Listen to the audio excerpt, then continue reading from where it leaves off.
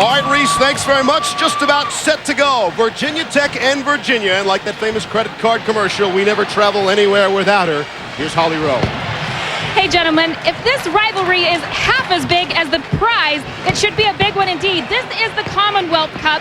It is the trophy these teams are playing for, but surprisingly enough, it was only instituted in 1996. This rivalry has been going on since 1895.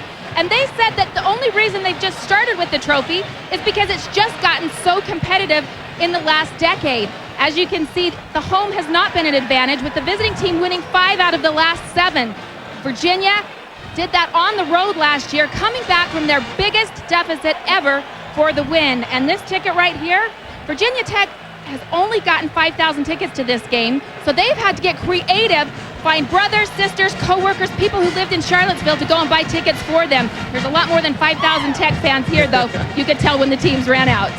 All right, Holly, thanks. Capacity here is only at 44,000, yet they expect to have better than 50,000 on hand. Frank Beamer in his 13th year, the head coach of Virginia Tech. Frank Beamer has proved that you can win with defense and special teams. He has not had a lot of offensive stars, although certainly Antonio Freeman would be considered one. They are somebody that does it with defense and special teams. They lead the nation in block punts and non-offensive touchdowns over the last number of years. On the other side, of course, George Welsh. What is astonishing here is that at this academic institution, for 12 years running now, they have had 7 wins or more. The ex-Navy man came over and has done an outstanding job here in Charlottesville. Virginia Tech has won the toss. They have deferred, and so Virginia will receive. Jimmy Kibble will kick it off for Virginia Tech. Solid in the kicking game and all the special teams. Arlen Harris and Tavon Mason will be deep for Virginia to receive. Take a look early on and see the field position where Virginia starts. This is the part of the game that Virginia Tech very much wants to win. They want to pin Virginia deep in their territory early on. A picture-perfect night for college football. One of the great rivalries in the country, and it's underway from Charlottesville.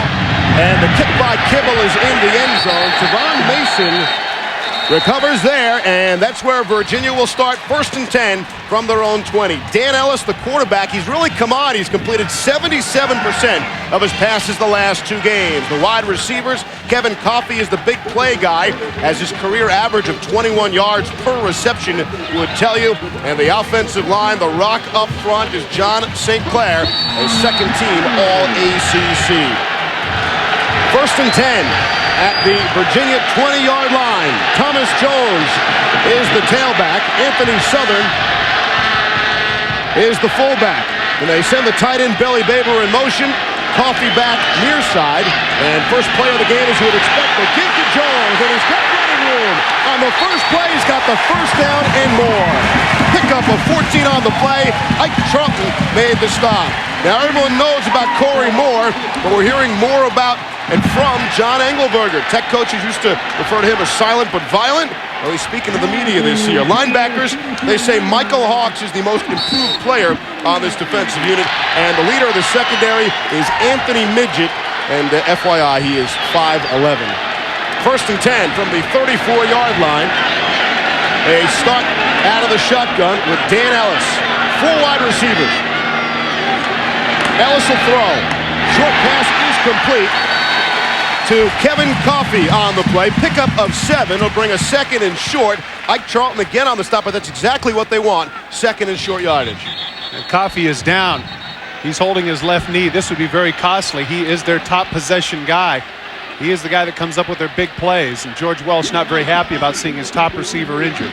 It has been unending injuries for the Cavaliers this year, a secondary that is completely different from the starting secondary at the beginning of the season, and now Coffey down in pain. Take a look at the end. Watch his left knee. It gets trapped, and as Jamel Smith falls on top of him, you can see the knee right there at an oblique angle.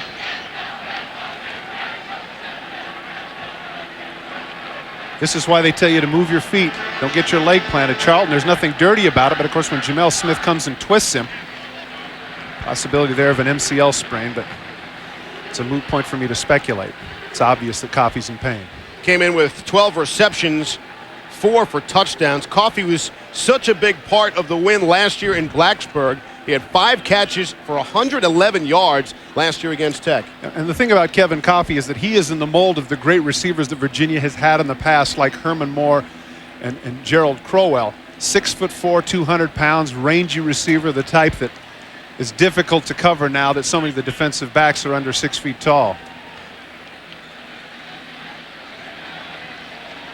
Tough way to start. Besides the injury, they had some good movement, motion on the field, had the crowd into the football game, and this has slowed things down, and we just hope that Coffey is okay. That expression says it all where George Welsh is concerned. He just can't believe the number of people that he has had hurt, injured, people that have had academic problems. It's been a very difficult year for the man. Got to give him a lot of credit for the fact that they're 3-1 at this point, Steve. Ahmad Hawkins will replace Coffey at the wide receiver position for Virginia. And there's the perfect expression, exactly what you were talking about. And as soon as we have any word on Kevin Coffey's status, we will certainly pass it along to you. Holly's working the sidelines for that. The other thing from a subjective standpoint, Steve, is that the crowd was very much into the game, you know, with the big first run, nice completion, looks like they're moving. Have to see if these young people are resilient enough on the Virginia side to keep the tide going their way. Out of the eye, Jones and Southern behind Ellis. And they give it up the middle. Not much there. Jones picks it up. Ben Taylor on the stop. A loss of 2 on the play. And Jamel Smith, number 46, their inside backer, was in there too. He led the team in tackles last year with 99 and is leading again with 23. You see the nice pipes on number 46. He can run a little bit too. He goes sideline to sideline. Tech has been so tough for the opponents trying to convert on 3rd down. How about 12%? This is a 3rd and 5 now for Virginia. We'll see what the Tech defense does to them. Out of the shotgun, snap is high. Ellis, screen left, is bobbled by Jones and out of bounds, and that will bring up a 4th down, and Virginia will look to punt it away. This is what we were talking about, the fact that the momentum just departed from the Cavaliers. 2 plays minus yardage, and of course now Virginia Tech is in command. They are going to frighten these people because everybody is aware of the fact that Virginia Tech, they're overdue to block a kick. They have not blocked one yet this year, and they've been averaging over the last 10 years a block kick every 2 games. Donnie Scott is in punt formation from the 25, and he gets it away. High spiraling kick is brought down by Ricky Hall at the 25-yard line. A 36-yard punt. And Virginia Tech will go to offense, led by their freshman quarterback, Michael Vick. Remember, he played his first full college game only last week in the win over Clemson. Remember, he was hurt in their opener. The flankers and the ends, Andre Davis, he's the fastest player on the fastest Hokies team ever. And up front, the offensive line, anchored by Keith Short. And he is 6'3", by the way. So they've got a Short on offense, a midget on defense. And we go from there on 1st and 10 from the 26. And a handoff to Chiron Stiff, their feature back. And he is stopped by Jerton Evans.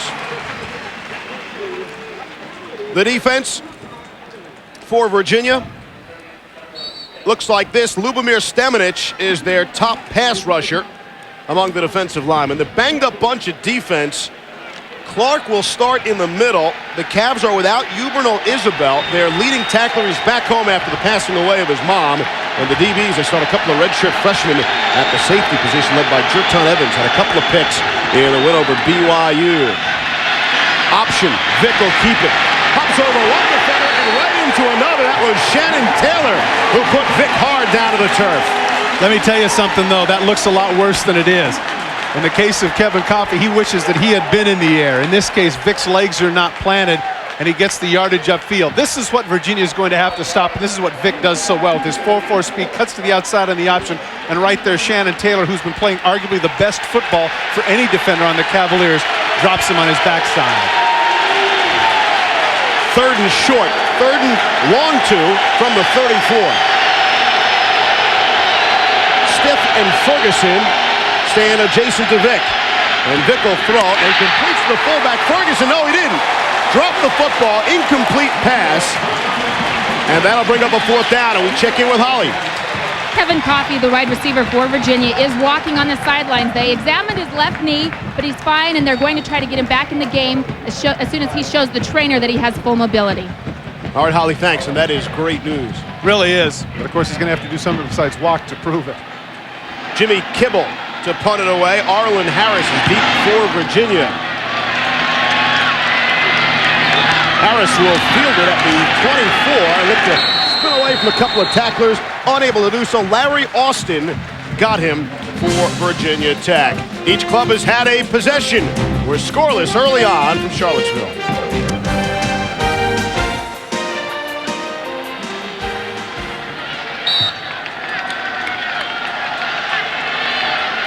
First and 10 from the 27-yard line. Second possession for Virginia. They send Ahmad Hawkins in motion. He's replacing Kevin Coffey for now. And it's Thomas Jones on the carry. And I don't think he got back to the line of scrimmage. Once again, here's Holly. Just a quick update, guys, on Kevin Coffey. They're putting a brace on his left knee. He said to the trainer, "I'm good," and they're going to put him back in the game. All right, Holly, thank you. Well, that's pretty courageous. That was a strange angle. Second and 12, loss of 2 on the play from the 25. Out of the shotgun, Jones and Southern next to Ellis. It's a pass. It's a run. Ellis will keep it himself. And he picks up about half of it. Ben Taylor on the play on the pickup of 8. And we check in with Reese Davis. All right, Steve, Clemson gave Virginia Tech all kinds of trouble on ESPN last week. They're giving North Carolina even more. This is Woody Dantzler. He's in there for Brandon Streeter, who broke a collarbone, and Woody is going to take it to the house. 56 yards, breaking tackles, 31-20. Tommy Bowden's crew on top, and Notre Dame has held on. They beat Oklahoma 34-30. Huge win for Bob Davies. All right, Reese, thank you. Keep us posted. They're all big wins for the Irish, right? On 3rd and 4 from the 33, heavy pressure, and Ellis goes down. He's sacked by Chad Beasley. Beasley is there because the result of Corey Moore coming down on the stunt, and he takes 2 men. Take a look at watch number 56. He's going to come down on the stunt, and he's going to take 2 men. Beasley then comes to the outside. Here comes Beasley from the outside. He's right in the face of the quarterback. He has no place to go. Even when Corey Moore is not making sacks, he's taking double teams and affording opportunities for others. They'll punt it away from their own 21-yard line with Donnie Scott. Gets it off, and what a punt it is, sending Ricky Hall all the way back to his 18-yard line. Let's see what the coverage will do. Avoids one tackle, avoids another. There's a seam, and he is tripped up by number 4, Jason Small on the play. A 56-yard punt. Jason Small, if he doesn't make that play, Hall goes the distance. Coming into this game, Hall has a tremendous average on punt returns, nearly 18 yards per return at 17.9. What ends up happening is the distance of the kick, of course, outkicks the coverage. That gives Hall the opportunity to get a running start. Now take a look at the side here. Watch it start to form. Here comes the wall. People get knocked out. Now watch from the right of your screen. He battles through the double team right there. And if Small doesn't make that tackle, it's possible that Hall would have gone the distance. So Small on Hall, and he's right at his average. That was a 17-yard return. So Tech will start 1st and 10 from the 38-yard line. We'll see what they can do with the momentum of that return. Well, not much on 1st down as the fullback Jarrett Ferguson carried. I'm not a big fan of that, Steve, and here's why. When you've got a little momentum, when you have the nice kick return, about a 20-yard return, take advantage of it. Go up top. You got things working. You got people on your heels. You hand off to the fullback. He goes up the middle for practically nothing. That gives the momentum back to the dark blue and orange. Brings up a 2nd and 8 now. Ball just shy of the 40-yard line. Out of the eye, Stiff and Ferguson. Off the play action. The left-handed passer is going up top here. He's got a man. Andre Davis, touchdown. 60 yards. Vick to Davis, a perfect strike, and Tech draws first blood. Tim Spruill was in man-for-man coverage, and Vick, everybody was talking about the fact that he could not deliver the long ball, but he puts it right on the hands of Davis. You said at the top of the show, Steve, for the first time in a very long time, they've got a speedster. That's the Atlantic 10 sprinter, the winner in the 100 meters and the 200 meters. He's got a 10 300 meters. Vick takes advantage of that speed. Sproul just cannot stay with him. Huge play for Tech. The extra point from Shane Graham is up, and it is good. Michael Vick, it's his first scoring pass of his career. A beauty of a strike to the burner. Andre Davis, 7-0 Tech. Thanks to Andre Davis, touchdown catch, Tech a 7-0 lead. However, in this series, the team that has scored first has lost the last 4 matchups. However, prior to that, the team that scored first won 6 in a row. Well, in visiting with Rick Lance, the defensive coordinator, before the game, he pointed out, he says, we're going to try and make Michael Vick beat us. Well, certainly on that play, Vick won the first of the battles. Virginia gets the football. Tavon Mason looking to carry, found a seam, and he is out just past the 20-yard line. Sean Witten got to him on the Tech special team. One of the things that happened on this particular play was that the protection was outstanding from Michael Vick. Normally not a pocket guy, but you can see right there, he takes his 5-step drop, sits in the pocket, look, plenty of time, nobody in his face, and he's able to air it out. Now, at 6'1", 212 pounds, everybody's always talking about his 4.4 speed in the 40, but nobody said he could throw the ball 60 yards in the air right on the hands of Davis. Great play. Vick wants to be referred to as a pocket passer. So far, the talent of his legs haven't allowed him to do that. But what a perfect scoring strike that was. 1st and 10 from the 21. The give is to Jones, the workhorse. Carried 35 times a week ago. They're hoping to keep his carries to 20, around 20 this game. Let me make a prediction for you. Ain't gonna happen. All right. When you got somebody like this and you got a great horse, you got to ride him. That last play is indicative of the things that he's doing well this year. The play was designed to go to the outside. Virginia Tech with their speed were waiting for him. He cuts back against the grain, almost picks up 5. And they bring up a 2nd and 6. Jones so far 4 carries for 15 yards. Out of the eye. Ellis on the draw to Jones. Shoots 1 man, breaks 1 tackle, and he is just about at the 1st down marker. We check in with Reese Davis. Steve, Florida took advantage of a miscue on the Alabama punt team. The snap hit the up back in the face, and then Doug Johnson hits the Tide secondary in the mouth, finding Darrell Jackson, 3rd touchdown of the day. Gators up by 5 and going for 2 now. Plenty of time left, though, for the youngster Andrew Zhao. I like him. Good player, good quarterback there down in Tuscaloosa. 3rd and 1, the 30-yard line. Great time for play action, Steve. Ellis will just get it to Jones. He didn't get it. Looks like he is short. Here's the reason I say that. You just got hit in the mouth with a big play, and you've got 3rd and very short. They've got 10 in the box. Their free safety is about at 7 yards behind the line of scrimmage. That would have been a great opportunity to fake to Jones and go up top. As it is now, Virginia Tech gets another 3 and out, and the momentum is definitely Tech's. Chris Cyrus made that stop, but here is Corey Moore, and that's really the story for Virginia Tech. They play their stars on special teams, something you don't see all over the nation. This is Virginia's 3rd punt already. And Scott gets it away. Ricky Hall signaled for the fair catch. And Tech will start 1st and 10 from their own 31. You saw his reaction as he wagged his head. He realized, oh, nuts, I had room to run. But instead he made the fair catch, make it safe. And once again, Tech is winning the field position battle, starting here near the 33-yard line. Good field position for their offense. And George Welch has to wonder, what can we do offensively? One thing that they might want to consider is, because Virginia Tech puts 8 or 9 in the box, they might want to spread it out with 3-4 wide receivers, take some people out of the box, and still run the football. 1st and 10, they call it the 32. Stiff and Ferguson behind Vick. And the give to Chiron Stiff. Really had a knee down on the original hit, but is brought down by Chris Williams. You know, Holly was talking about the crowd and how tough it was for Tech fans to get tickets. Well, every Tech big play, you hear a tremendous roar from this crowd. They found a way to sneak in the house. Well, there's a definite intensity here. It has kind of a caste system feel to it, kind of a bourgeois proletariat feel. Those proletariats, man, they got some strong larynx. Right, so which side is which? You weren't listening. I just said the proletariats with the strong larynx. Come on, man.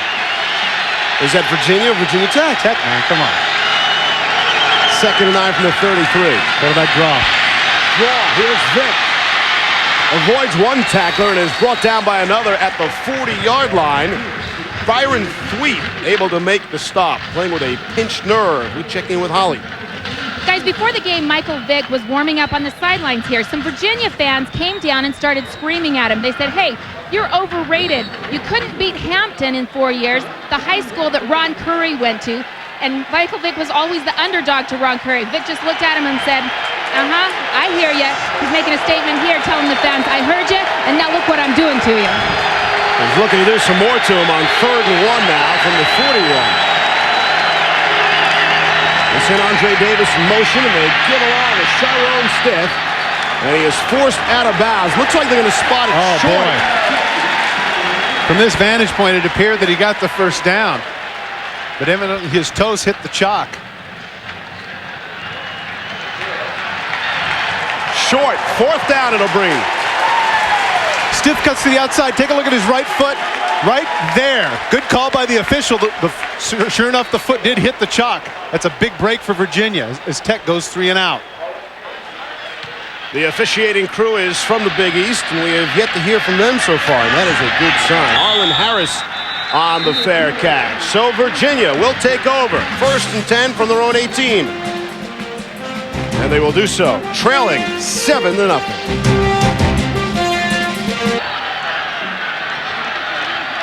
5:32 left here in the first quarter. Steve Levy, Todd Christensen, Holly Rowe from Scott Stadium. Sold out Scott Stadium in Charlottesville. Heavy pressure, and again Ellis is taken down, that time by John Engelberger. Let's not give too much credit to Corey Moore, but once again, he's the one that is flying from the other side that makes Ellis step up and step into the arms of Engelberger. Engelberger, pretty good player in his own right. A guy who was outstanding in the weight room, and apparently, according to what I hear, runs a 4.55 40. I don't know about that. I'm down for a race, but still, give him credit. He was right in the face of Ellis. They need to reestablish the running game. They can't be put in a situation where Ellis keeps fading back. And now take a look. They have gone to a 3 wide receiver set, Steve. And one of those 3 wideouts, Kevin Coffey, back in the game. That's great news for Virginia. There was a decoy there as they gave it to Jones, and he was pounded. Michael Hawks put him down. But that's the right idea. He slipped a little bit. He cut off the wrong foot. That's the right idea. You get those people out of the box, spread out a little bit, give Jones some room. Up to this point, Jones has been trying to play Barry Sanders in the old run and shoot, where he's got to make the first guy miss. He's unblocked. In this situation, he's got an even shot at it. It's starting to get dangerous for George Welch's team. They really said they don't want to play from behind. The first quarter and a half would be key to get some points, and they're struggling offensively. 3rd and 16 from the 13-yard line. Out of the shotgun. Ellis rolling to his right with pressure. Left one into the Virginia bench, and they'll look to punt it away for the 4th time. Pressure by Hawks forced them out of the pocket. Hawks knocks Ellis down. Here's the thing, they roll right, but he's unable to do it. We take a look at the block kicks in the 90. You see Virginia Tech always a threat. And of course what that does is, even if they don't block the kick, Steve, puts a lot of pressure on the punter, and inevitably he hurries his kicks, and that's how Virginia Tech wins the field position battle. Ricky Hall is deep as Scott will punt from his own goal line. And he gets it away. Hall will run up to take it across midfield. He takes it from Virginia territory and moves in deeper as he is dumped on at the 40-yard line. No big deal, right? You say to yourself, come on, that wasn't, so what? It wasn't that long of a return. Instead, it's a 36-yard punt, a 10-yard return, a 26-yard net. The result is, here's Virginia Tech in the field position on the other side. You can see the smile by Frank Beamer. He says, that's the right idea. It's interesting what Frank has done up to this point too, Steve. We've talked about the block kicks, but they've been trying to set up returns, and wisely so. The field position indicates that Virginia Tech is doing the right thing at this point. I love the attitude. I mean, you should look at special teams plays as another important play in the football game, so why shouldn't your better players be in there? There you see the field position, big advantage, 10 yards for V-Tech. Here's Vick. Thought about the option. Now he's hanging around and look to throw. Got a man. Complete. Inside the 10-yard line, it's Ricky Hall, and he is stopped at the 7. Pickup of 33 on the play. Tim Spruill on the coverage with Jermaine Lazan. Again, great pass protection by Virginia Tech. Vick should not have had that much time to throw. The primary man was going to the post. Hall runs the out and up underneath him. Here you're going to see he's going to run the out and up, and he's going to clear out. Now he's got time, plenty of time, and he ends up getting lost in the shuffle. That's a mismatch for Jermaine Lazan, who is looking back in the backfield. The youngster needed to stay with the receiver. He's got to play the man, not watch the ball. Critical mistake for the secondary of the Cavaliers. First and 10 now from the 7. They give it to Stiff. Not much there, and he's thrown back to the 10-yard line as our first flag of the game flies. This is where the referee has to jump in and say that's not the case. They're going to call him for a personal foul, but the referee was right there. He needs to overrule it. That was nothing intentional. He didn't hear the whistle unless he had a face mask. Okay, that was different. It appeared from my vantage point that when he spiked him, they were going to call a personal foul, but evidently he had a little piece of the face mask. We'll try and get it for you.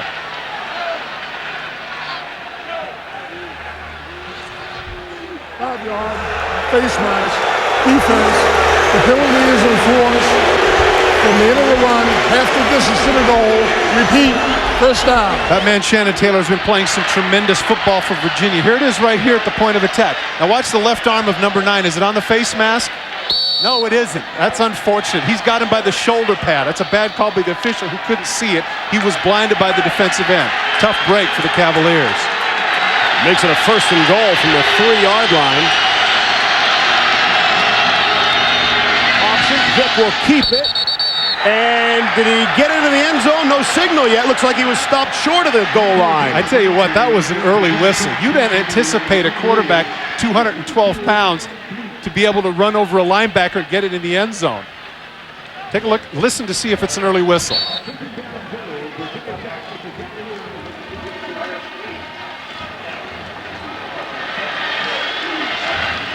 That's definitely a touchdown.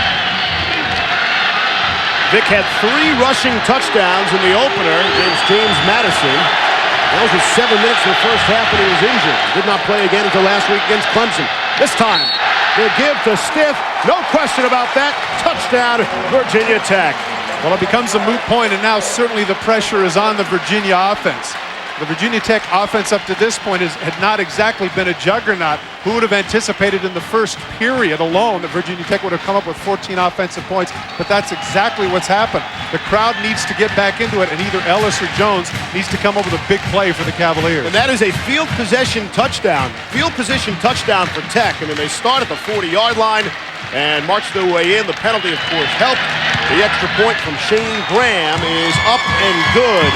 And it's 14-0 in favor of Virginia Tech.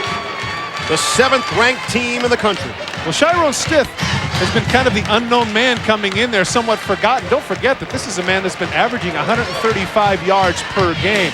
The offensive line for Virginia Tech is dominant. Take a look at the left side.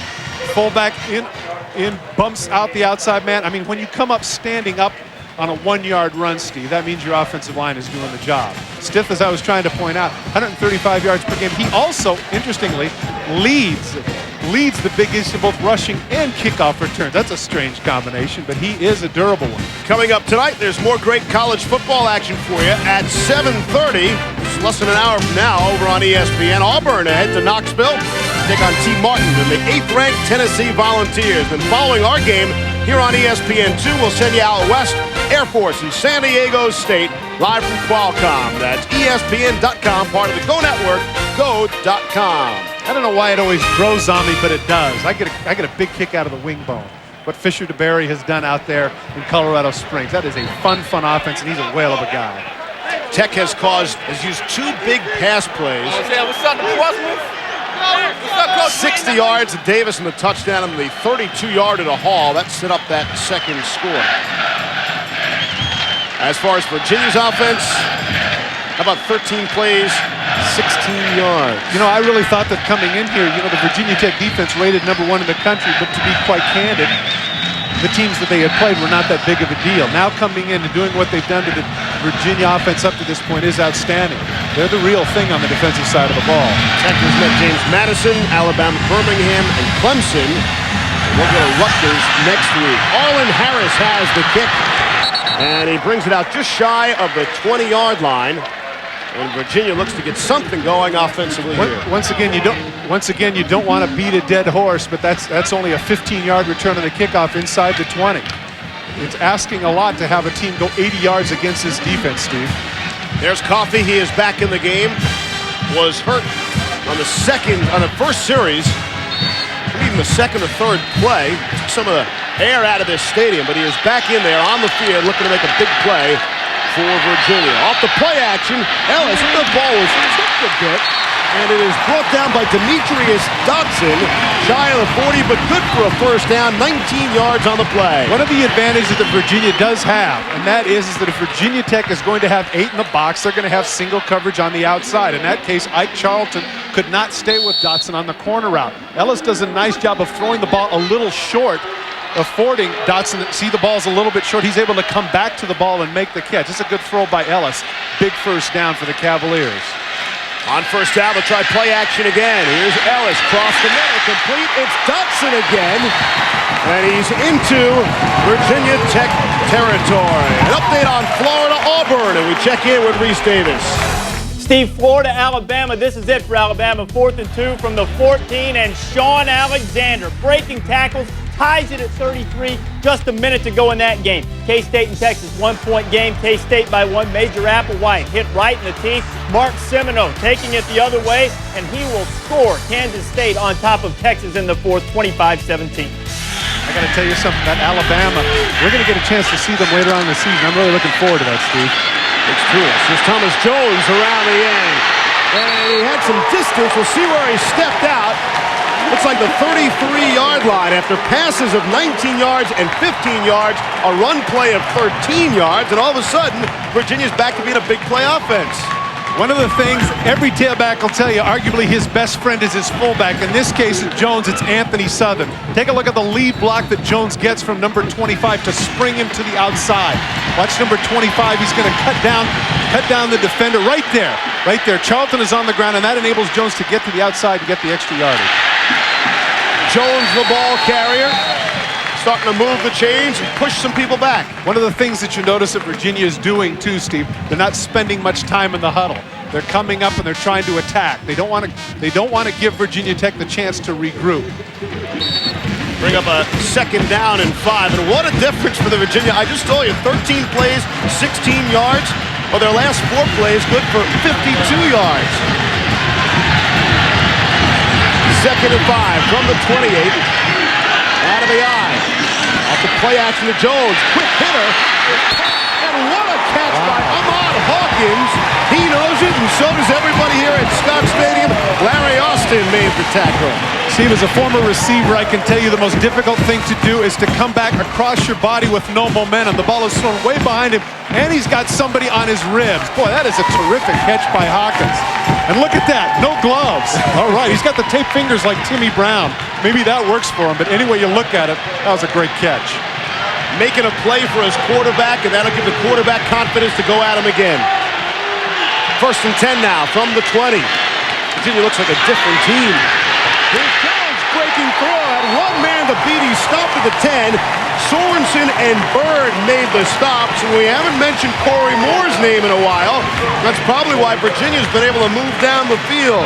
Well, one of the things that they need to do is run between the tackles so they can't let that speed get to them. They're a little more powerful between the tackles. That's where Virginia's going to make some hay.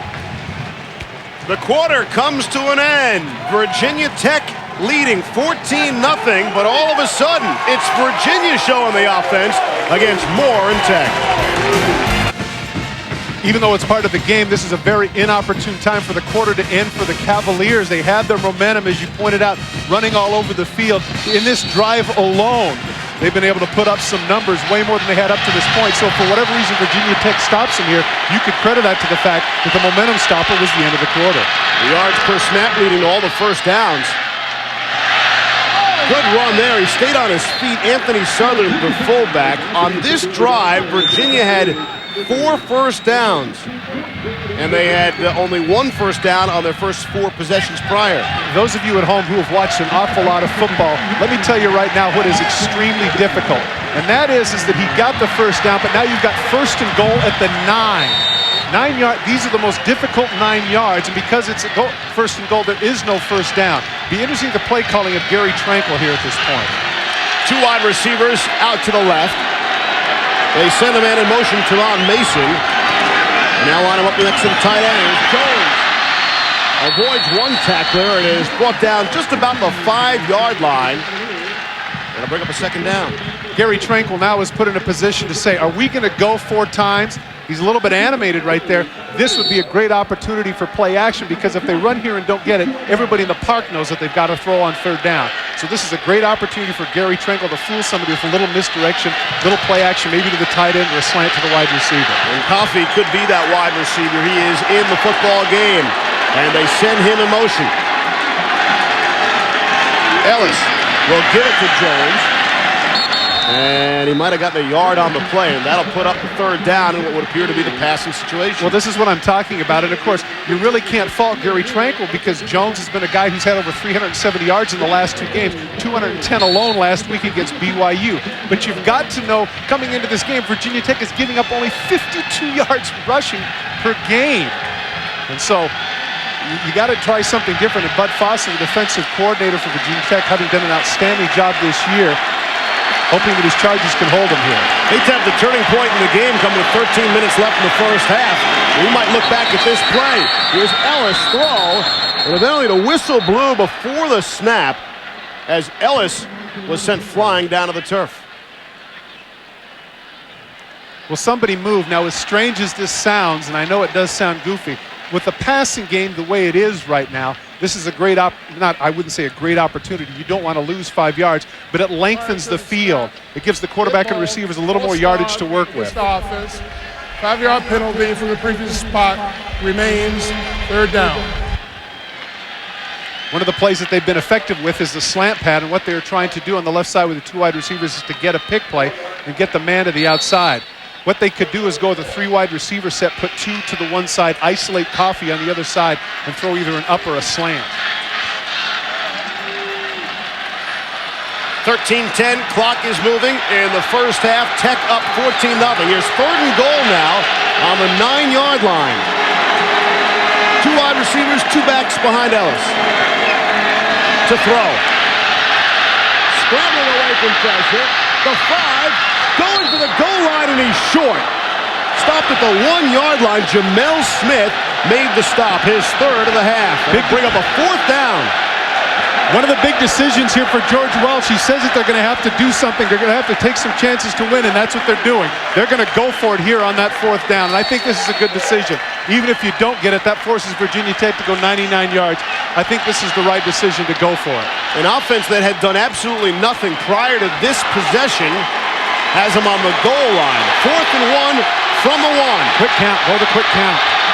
I formation. Ellis. Play action. Great call. Wide open. Touchdown. It's Billy Baber, the tight end. And Virginia in the ball game. That was a gimme. And I tell you what, that says something about George Welch and Gary Tranquill's confidence now in the quarterback, Ellis. You're on the 1-yard line. You've got an All-American running back. Go ahead and punch it in. Instead, they take a little bit of a chance. Play action. Everybody's fooled in the middle. Ellis throws the ball a little bit off. Baber actually comes up with a pretty good catch. Jerry Tranquill, a lot of wisdom on that drive. Todd Braverman is in for the extra point to make it a 7-point ball game. And Braverman does just that. 14-7. Let me tell you something. What a thrill it is for a tight end to get in the end zone. I speak from personal experience. 87 is feeling good right now. Guess what? We're back in this sucker.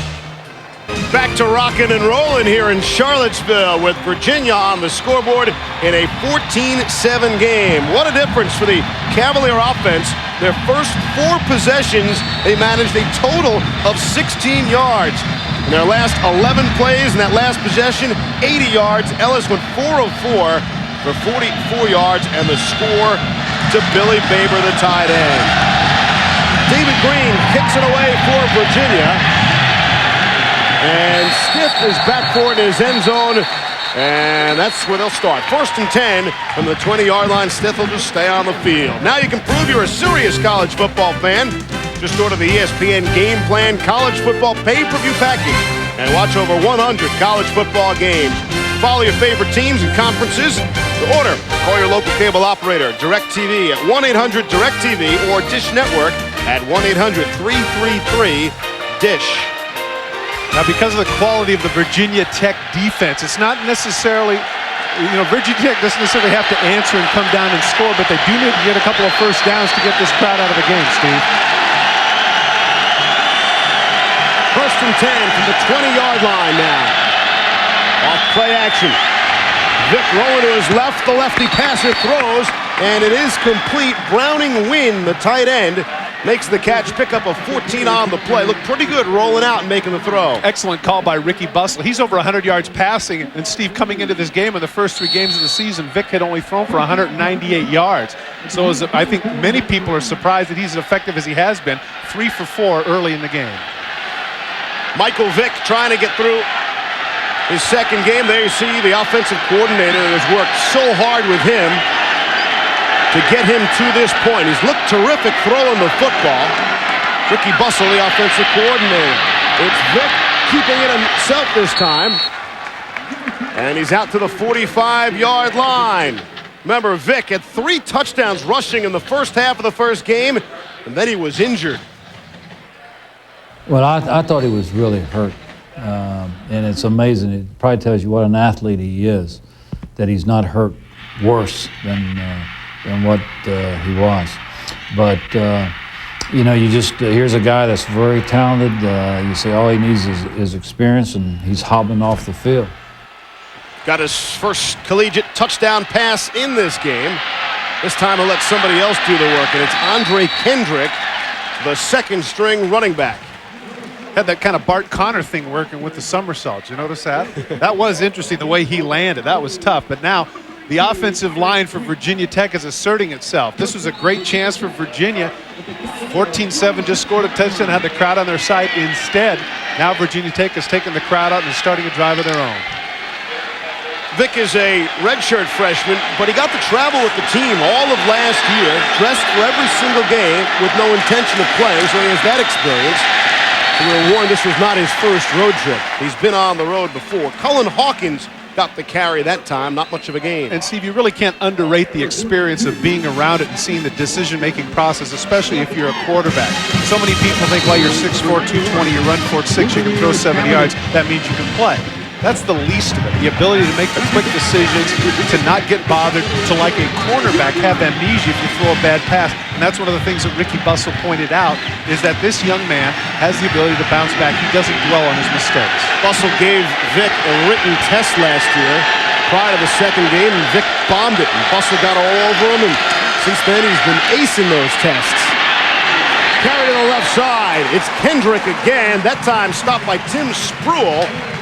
The good hit there, well shy of the first down. Excellent open field tackle by Spruill, because if he misses this one, there's a lot of distance.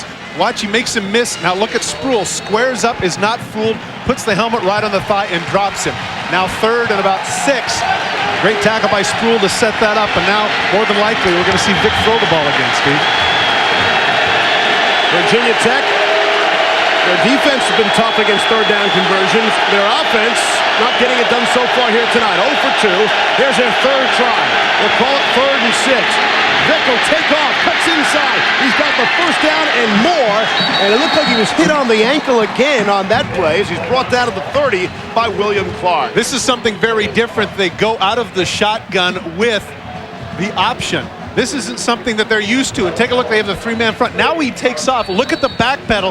He has an opening. And of course, the people in the secondary are downfield with their back turned, because they're thinking to themselves, hey, it's out of the shotgun, they're going to throw. Instead, Vick able to cut up the field now, doing an excellent job running, which of course, as we mentioned, is his forte. How tough is Michael Vick? We asked for a comparison. As you see the numbers for Vick, versatile, obviously. They said he's Brett Favre tough. That's pretty good comparison right there. Stiff back in the football game, back with the football, and he picks up about 4 on the play. Interesting theory if you believe that concept of time and how strange it is. Here's what I mean by that. It's not as esoteric as it sounds. Here's Virginia Tech going with their drive. Now it seems like how long ago? It's only been like 2 minutes, but it seems like a long time ago now that Virginia has scored. The crowd is out of the game. Virginia Tech is heading in that direction. And the result is now Virginia is playing on their heels defensively. They need a stop here to stay in the game. Otherwise, Virginia Tech's going to wipe out all of that momentum. 2nd down and 7. 4 wide receivers in the game. From the 26, here's Vick. Feeling the pressure. Running out of the pocket and throws it complete to the 10-yard line, down to the 5, and knocked out just shy of the goal line. The pass to Chiron Stith. Shenard Newby finally forced him out at about the 2. Rick Lance is going to have to reassess what he's doing in terms of the pass rush. Vick is just having way too much time. He's back in the pocket for a good 4 or 5 seconds, and when you get a mobile quarterback that much time, he scrambles out and breaks contain. He can just dump those passes and let the good players make plays. Vick has got to get some pressure on him, otherwise he's going to continue to kill Virginia throwing the ball. He's 4 of 5, Todd, for 132 yards. Every decision so far has been the right one here tonight. That decision was to give it to Stith. No indication, shy of the goal line. Well, one of the things that we haven't mentioned here, and we should at this point, Steve, is the fact that with Ubernold Isabel not here, their star middle linebacker, I think that has really changed things for the Virginia defense. Certainly they're not in sync, and the offensive line for Virginia Tech has been dominant. Rick Lance, the defensive coordinator for Virginia, a little bit beleaguered at this point, not only with all the injuries, but all the departures and people that are playing in positions that maybe they shouldn't be. 2nd and goal. 2nd and 1 from the 1. Touchdown! It's Chiron Stith. So Virginia Tech answers back. They respond with a 10-play, 80-yard drive of their own and bump up the advantage to 20-7. For Stith, his 2nd touchdown run of the game. Give a lot of credit to the offensive line, Steve. They just pushed the Cavaliers into the end zone. Once again, Stith, it wasn't like he was stood up at the goal line. He crashes across. Tremendous drive for Virginia Tech. They went 80 yards at a time when it was clear that Virginia had all of the momentum.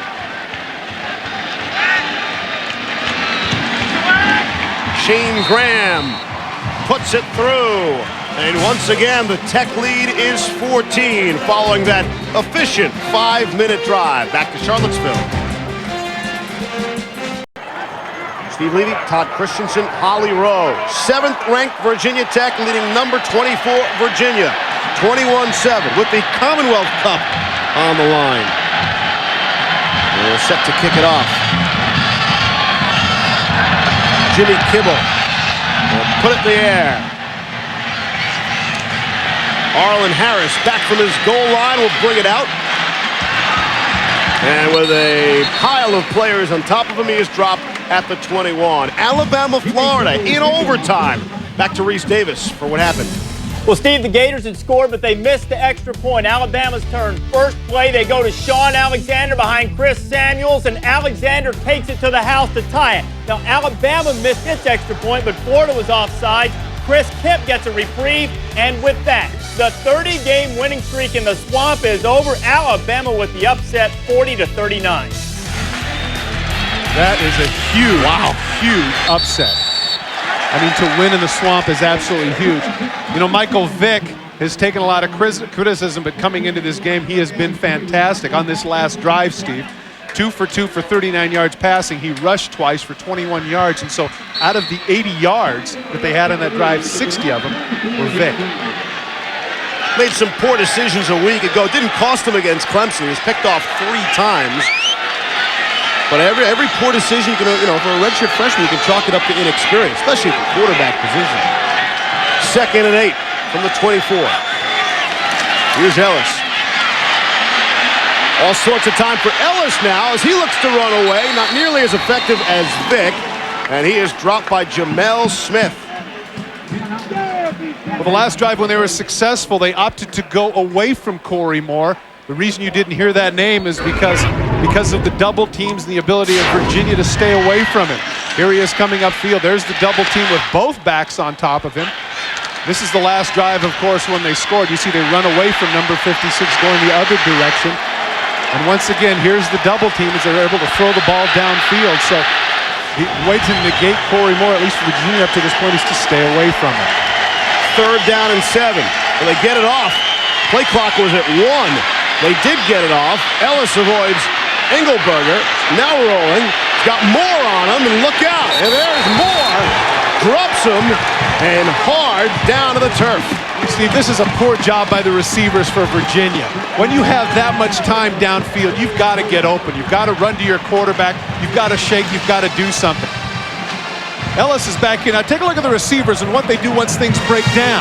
Where do they go? Now look at this, 1001. I mean, he's got plenty of time. You've got to run back to your quarterback, find him. Instead, they run into white shirts. You got to give him the opportunity to get open. They can't do it. Ellis can't get him. The result is another more sack. Third sack of the game for Tech. Virginia doesn't have any to their credit. And again, Tech's so tough. Third down defense.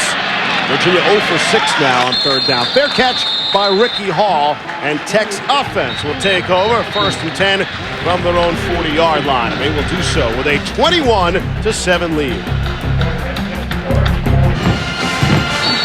Once again, Virginia Tech in great field position. The average starting position for Virginia Tech has been their own 36, for Virginia 22. That shortens the field for Tech. They're taking advantage of it. Starting from the 40 on 1st and 10. Give it to Chiron Stiff, and he powers for about 6 yards. Stopped by Jamon Lausen and Chris Williams. Steve, unlike a lot of head coaches in the United States, Frank Beamer is somebody who is directly involved with special teams. And when I say that, I don't mean he gives lip service to it. I mean, he really is involved with special teams. One time before a game, I remember being out on the field, and he was out there showing what to do when the punt gets blocked or a field goal gets blocked or this particular return or this particular rush. He's very much involved in the special team aspect of it, hence the reason why the Hokies are so good at it. You think more head coaches would be involved after seeing the success that Beamer and Tech have had. Here's Vick, throwing deep, got a man, and it is caught complete. Andre Davis had to go up and wait for the football, and he brought it down anyway, and he is stopped shy of the goal line. Williams and Sproul were there, but Davis outleaped him. The second big play for Davis, the speedster, is he's able to run by Tim Sproul. Take a look at the gap that he gives him. It's a good 12 yards. Now watch as he goes to the post.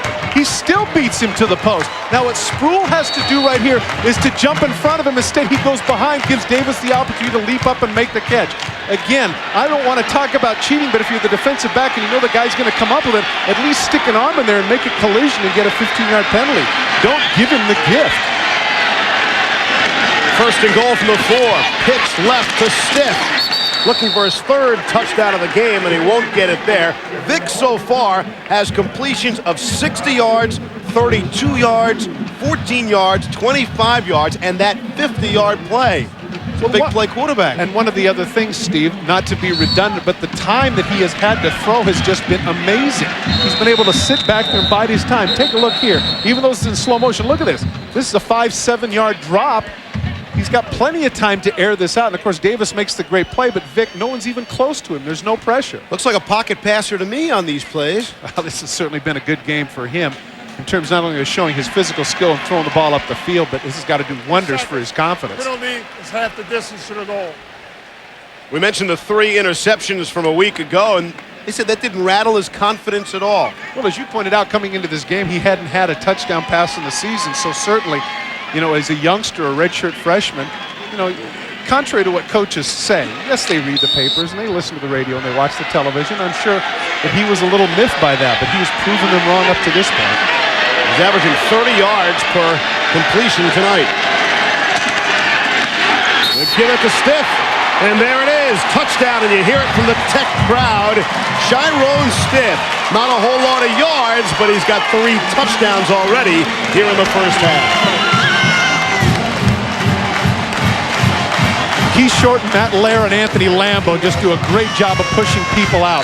Take a look at the attack. Take a look at the lead block in front. Boy, that's just tremendous offensive line play, and a great job by the fullback. As I pointed out before, Steve, when you get that kind of penetration that close to the goal line, your offensive line is doing an outstanding job. Shane Graham boots it through.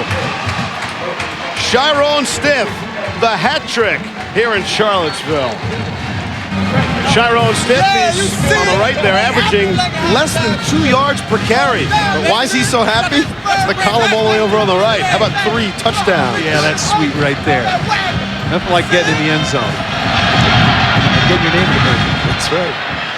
The kick to Arlen Harris goes out of bounds. Frank Beamer's not going to be very happy about that. We were just talking about special teams play. Now, this certainly at least gives Virginia a bit of an advantage because they'll have great field Illegal position. Procedure, kicking team, free kick out of bounds. The receiving team will scrimmage at the 35-yard line, 1st and 10. Finally give Virginia some decent field position. Coming up tomorrow night on ESPN at 8:15 Eastern, it's Sunday Night Football. The NFL in prime time when Tim Brown and the Oakland Raiders battle the Seattle Seahawks from the Kingdom in Seattle. And then Monday night, 9 Eastern on ABC's Monday Night Football. Doug Flutie and the Bills head for South FLA. ESPN and ABC, your exclusive home for primetime football. Primetime college football tonight from Charlottesville on ESPN2. And Thomas Jones breaks a couple of tackles. Steve, strange as it may seem, that kick out of bounds starting at the 35-yard line is the best field position Virginia has had all night. It's the first time they've been outside the 27-yard line. Tech doing such a good job offensively. When does that take Jones out of the game? Now down 28-7. Well, certainly at this point what Virginia Tech is doing is they don't want to give up a big play. He's not out of the game by a long shot. Jones so far 14 carries for 63 yards, had 11 on that last play for the first down. And they'll try Jones on the right side this time. And he is at midfield, stopped by Jamel Smith. What they want to do here, Virginia, is they want to get some kind of points to get some momentum going into the locker room. They definitely don't want to punt the ball if they can help it, and George Welch is a little bit concerned. Look here at midfield and look for Gary Tranquil to pick a spot for a gadget play, a reverse, a halfback pass, something of that nature. Are you thinking deja vu all over again? The Cavs win last year was the worst collapse in Tech history and the greatest comeback in Cavalier history. We'll see what they do now. Ellis slips down under heavy pressure there by Chris Cyrus, and we check in with Reese Davis. Well, Steve, coming up at halftime, the Swamp Shocker. The Swamp Things trying to ride out high tide. Drew Brees ventures into the big house and got big housed. And we'll see how the Boomer Sooner worked in the shadows of Touchdown Jesus. That's all coming up at halftime. John Makovic joins me. You know, I'm a little bit happy, I must tell you. I'm a little bit happy for Jimmy DeBose. This has been a tough year for him. Everybody calling for his scalp, some of the problems that he's had off the field. That is an absolutely gigantic win for that program. Reese and Coach Makovic coming up at the break. See if they get the play off. They see the play clock, and they do just get it off. Ellis. And a soft pass. They say incomplete now. They rule the ball hit the ground. They were looking to go to Arlen Harris. But Ben Taylor is right there. I'm surprised Virginia Tech isn't calling timeout here, especially the way Michael Vick has been going. This also is a good opportunity for them, third and extremely long, maybe to take a shot at going after the kicker.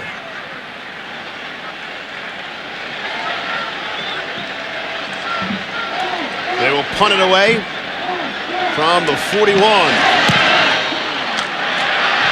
It is a high punt, bringing Hall all the way down to the 5, and they can move it ahead from there at the 20. He's got a sideline and using it to his advantage. And he is forced out there at the 45. And we check in with Holly Rowe. Well, I'm standing by with the young man that George Welsh probably wishes was in uniform. Aaron Brooks, the quarterback from last year's team.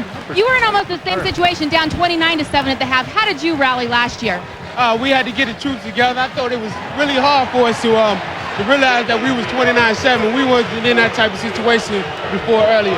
But we just had to recognize between each other and just bring each other together. I think everything is possible for this team right here. I definitely believe it's not over right now, but they do have a chance right now. Now, I know you have a relationship with Michael Vick. You've been a mentor to him, so is your heart split right now? Kind of, sort of. I mean, my heart is definitely with Virginia, but I wish the best for Mike. He's doing well right now. I continue for him to do very well, but I got to give all respect to Virginia. All right, thanks very much, Aaron Brooks. Holly, thank you. Tech blew a 22-point lead last year against Brooks, who had, we showed you in the open, 2 big scoring strikes late in the game to put Virginia on top. You know, when you have the kick returner like this, and you can afford not to have to call timeout, Steve, a 53-yard punt was returned 42 yards. The result is a net of 11 yards. And now with a little over a minute remaining, Virginia Tech at midfield, a great opportunity to put some more points on the board. That's been the story of this first half, the field position that Tech has had and the ability to take advantage of it. It's like Vick changing the play at the line of scrimmage. It's a handoff to Kendrick, and he is stopped short of the 40-yard line, but should be good for the first down.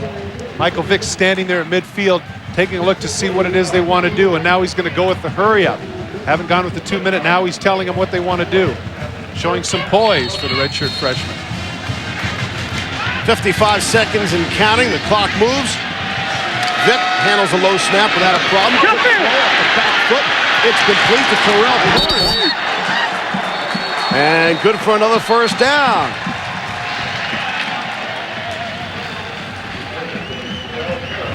Virginia Tech calls timeout, and for whatever reason, there was no coverage on Parham.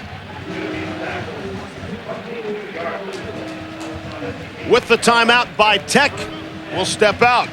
Come back and have the 43 seconds, first half. Tech looking to get some more. Already up 21 points. We hit the final 43 seconds of the first half.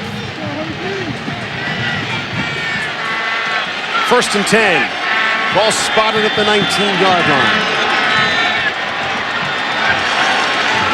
Vick running to his left, skips through one tackler, and he is stopped inside the 10-yard line and close to another first down. Steve, with that run, Vick now has 7 carries for 50 yards. He's 6 for 7 in passing for 203 yards. That gives him 14 plays, 253 yards total offense. Looks like he's limping again, and you wonder if that's the ankle. The ankle, we showed you the injury from the first game, the season opener.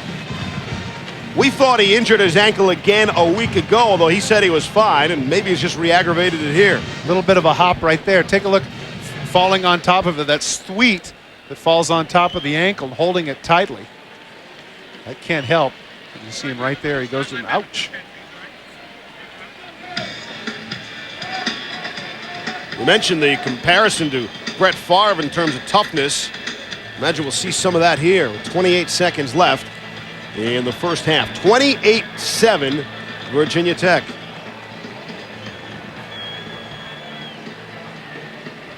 The numbers on Michael Vick from today. Steve, one of the things that's going to happen when you involve your quarterback in the running game as much as Michael Vick has been involved is that certainly he's going to get hit. He gets out of the pocket like a running back, and he's going to have those collisions. And now you can see he's walking a little bit better. Take a look at some of the hits that he's taken prior to this ball game. This was the first game against James Madison. He'd rushed for 3 touchdowns and then hurt his ankle there. He missed the next game against Alabama Birmingham, and last week against Clemson he was hit, and he didn't miss a play, but it looked like he hit that same ankle on the play. He said he was just fine. And right now he's out of the game. Dave Mayer, who played in that Alabama Birmingham game, is at quarterback here on a 2nd and 1. Handoff to Stiff. Breaks one tackle, and he can't break another. He is lassoed out of bounds, shy of the goal line. Well, the advantage for Virginia Tech there is going out of bounds. They can save a timeout. But once again, the line play is outstanding. Stiff cuts to the outside, is able to break contain. Look at the blocking at the point of attack. Look at the gap. The safety gets cut down. Stiff in the open field with the can't quite shake Jerton Evans, who's able to drop him. But Virginia Tech's offensive line, boy, oh boy, they have been dominant. Meyer, quarterback, he is a junior. He got just his 2nd career start against Alabama Birmingham. That ball, illegal substitution, defense. Well, one of the problems that you have when you have new people in the secondary, and for that matter, new people at linebacker, well, really new people all over the place, is you get people coming in and out, and there you can see Michael Vick walking. There's no limp. I think he's going to be okay for the second half. You know, coming into this game, you know, we're talking about Stiff and the team rushing for 252 yards per game, 7th in the nation. Now, after watching this offensive line, I know why. 1st and goal. Fumble. Loose ball. Who's got it? Talk about having new players in the linebacker position, bringing a new quarterback, and problems on the exchange. And that's an enormous break for the Cavaliers. If they go in here 35-7, you can pretty much say it's all over, and Frank Beamer knows that.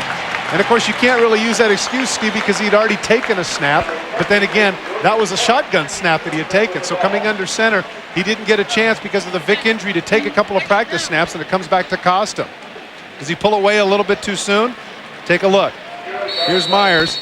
Ball hits him in the hands. No, that's the quarterback right there. He's got to come up with that. And Michael Vick, as a spectator, not very happy about that as he shrugs his shoulders and says, well, all right. Nuts. Now, don't worry about it. I'll come back. I'll be all right. I got game. And besides that, we're up 21. Huge break for Virginia. And they'll just move it ahead with Ellis to get some breathing room. 5 seconds left in the half. And that'll do it. That was the last play of the half. A break for Virginia. How big a break? We'll have to find out in the second half. Will Michael Vick return? This story still to be finished. We send you at halftime back to Reese Davis. 28-7 as we get set to start that second half. Tech will receive the football. David Green to kick it off for Virginia. And the second half, the 81st all-time meeting between Virginia and Virginia Tech. We continue on. Chiron Smith, he's got 3 touchdowns, so running back. Here is a kick returner, and he brings it out to the 43-yard line. David Green finally made the stop, and again, Tech will start with outstanding field position. For more on Vick, downstairs to Holly. Gentlemen, the good news for Virginia Tech, Michael Vick is fine. They said he gently twisted the ankle, but he's fine. He'll play here in the second half. But the interesting thing is how tough this guy is. They were trying to examine his ankle. The doctors were asking him what was wrong. He said, no, nothing's wrong. I just want to get back in there and play. They had to gently persuade him to let them even take a look at it. He's the man. Of course, he's the man. I thought that was funny what Holly said, though. Gently sprained his ankle. That's great. Andre Kendrick got that carry on the give from Vick. First half numbers. Well, Steve, they don't lie. I mean, completely dominated by Virginia Tech. And, of course, the passing yards, as you can see standing out. Here's something else. Average per play, 9.5 versus 3.3. Almost triple the yardage for Virginia Tech. They have been outstanding. I think a lot of people are surprised that they were that impressive on the offensive side of the ball. How about the average start? 17-yard advantage right there for Tech over Virginia in the first half. Vick feels the pressure, was nearly dropped for a big loss, but able to recover. Johnny Shivers eventually brought him down. Even though he wasn't able to get anything out of the play, what he did do was put them up on a makeable third down. He shows his athleticism there by ducking underneath. And, of course, they know that he's got to preserve himself a little bit. He can't be going every single time all out trying to make plays. That's something he's got to learn as a youngster, and he did right there. He was able to get down and avoid any damage. You believe the body only has X amount of snaps in it? I do indeed. I believe it is a finite number, Stephen. We're counting them. Every single snap Vick has taken. This time I'll give it to Kendrick. And he is brought down shy of midfield as the clock continues to run here in the third quarter. Virginia Tech up 28-7. Maurice Anderson made that stop. One of the things that they wanted to do is that they were content evidently not to do anything. But Vick is somebody, watch at the end of the play. He's actually going to get hit, but you can see the runner, Kendrick, comes in, does not get the first down. Virginia Tech is content not to make mistakes here and play it a little bit safe. Tech, a rare punt. And Tavon Mason was deep, but just let it bounce. It takes a bounce in favor of Virginia. That's going to kill his net average, certainly. Right around. An 18-yard punt. Well, this is the chance for Virginia to make some hay. You asked me earlier, Steve, with regards to whether or not Thomas Jones is still involved in the game. He is very much in terms of catching the ball and some draw plays. But clearly the onus for the comeback for Virginia falls on the shoulders of number 17, Dan Ellis. They'll try Jones. And on the left side, he's stiff-armed, and he pushed out by Anthony Midget. Good play by Midget. He knew that he had the sidelines, didn't have to make the tackle, just shove him outside. Jones has to be a little bit frustrated because the offensive line for Virginia Tech had been dominant, but Virginia has struggled a little bit. Bring up a second down and 14 on the 29-yard line.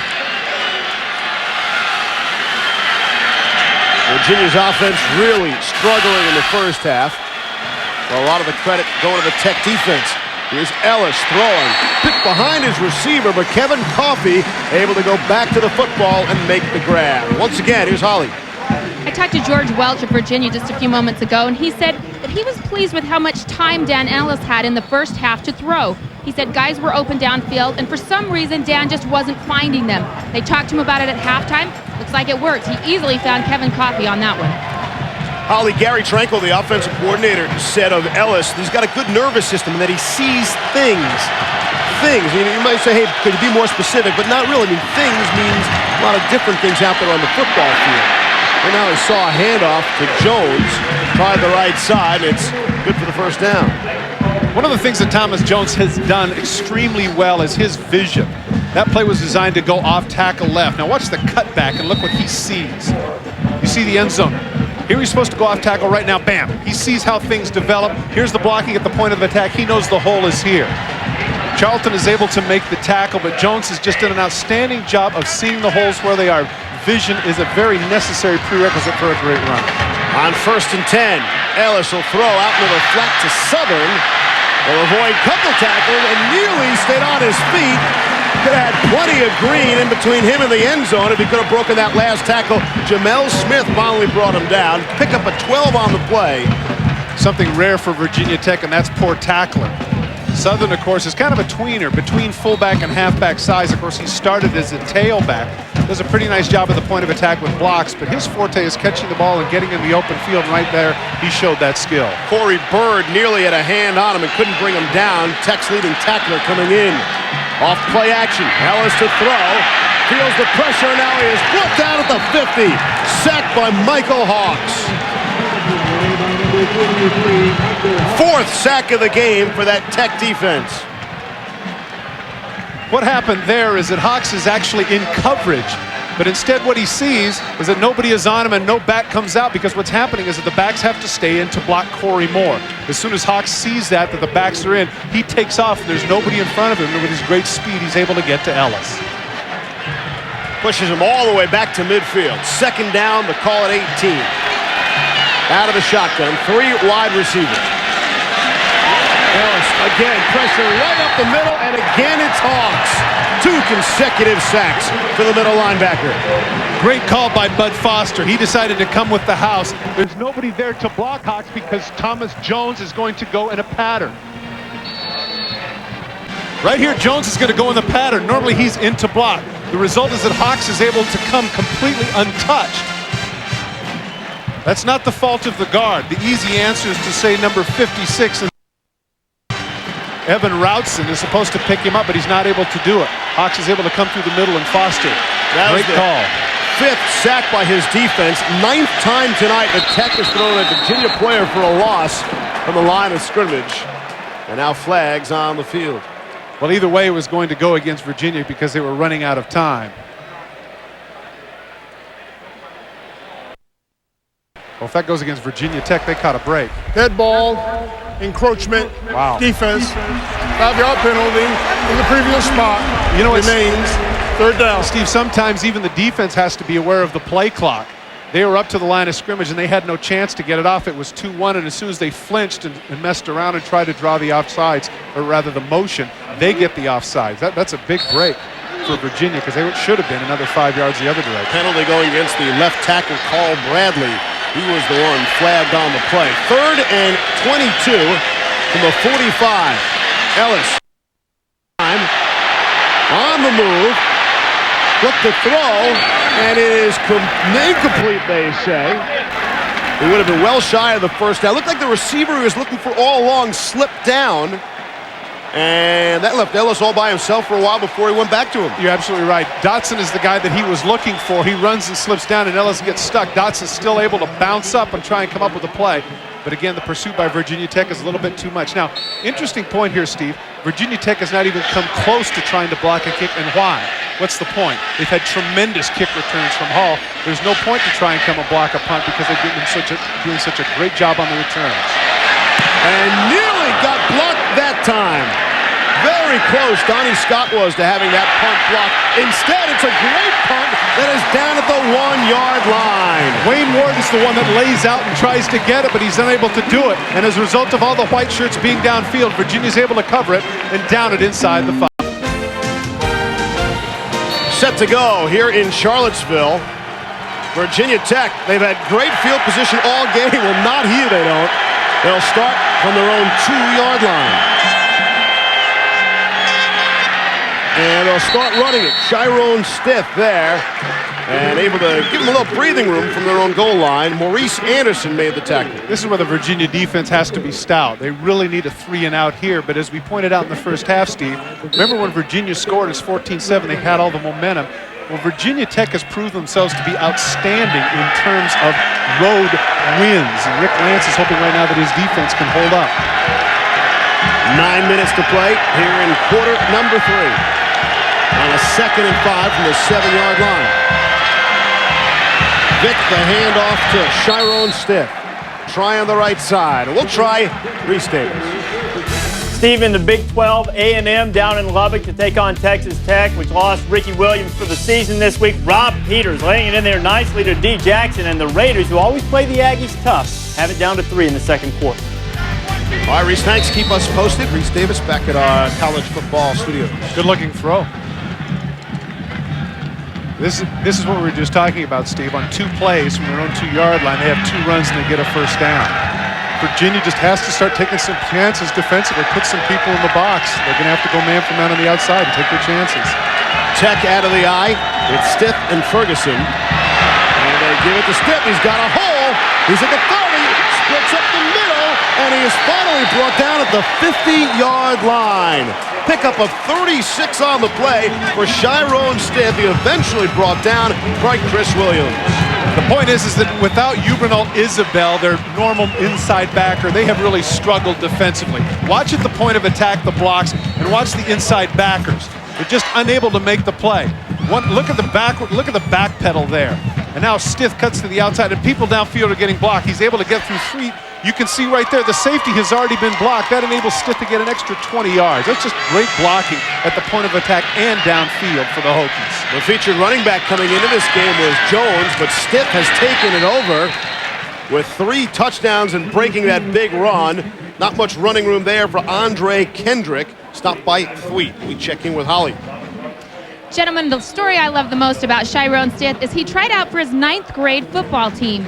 They made the cut list on Friday and posted it, but Stiff had no ride to get to the school and see the cut list. So he showed up for practice Monday. Their first game, he ran for 70 yards on a touchdown, his very first time touching the ball. The coach never told him he was cut from the team, and the next week put him on the varsity. Stiff doing it here today. That's one coach that was happy Stiff didn't have a car that day. Pass out of the flat to Cullen Hawkins, the fullback. Evans finally forced him out of bounds. Once again, the downfield blocking. The first guy to touch Hawkins is at least 10 yards downfield.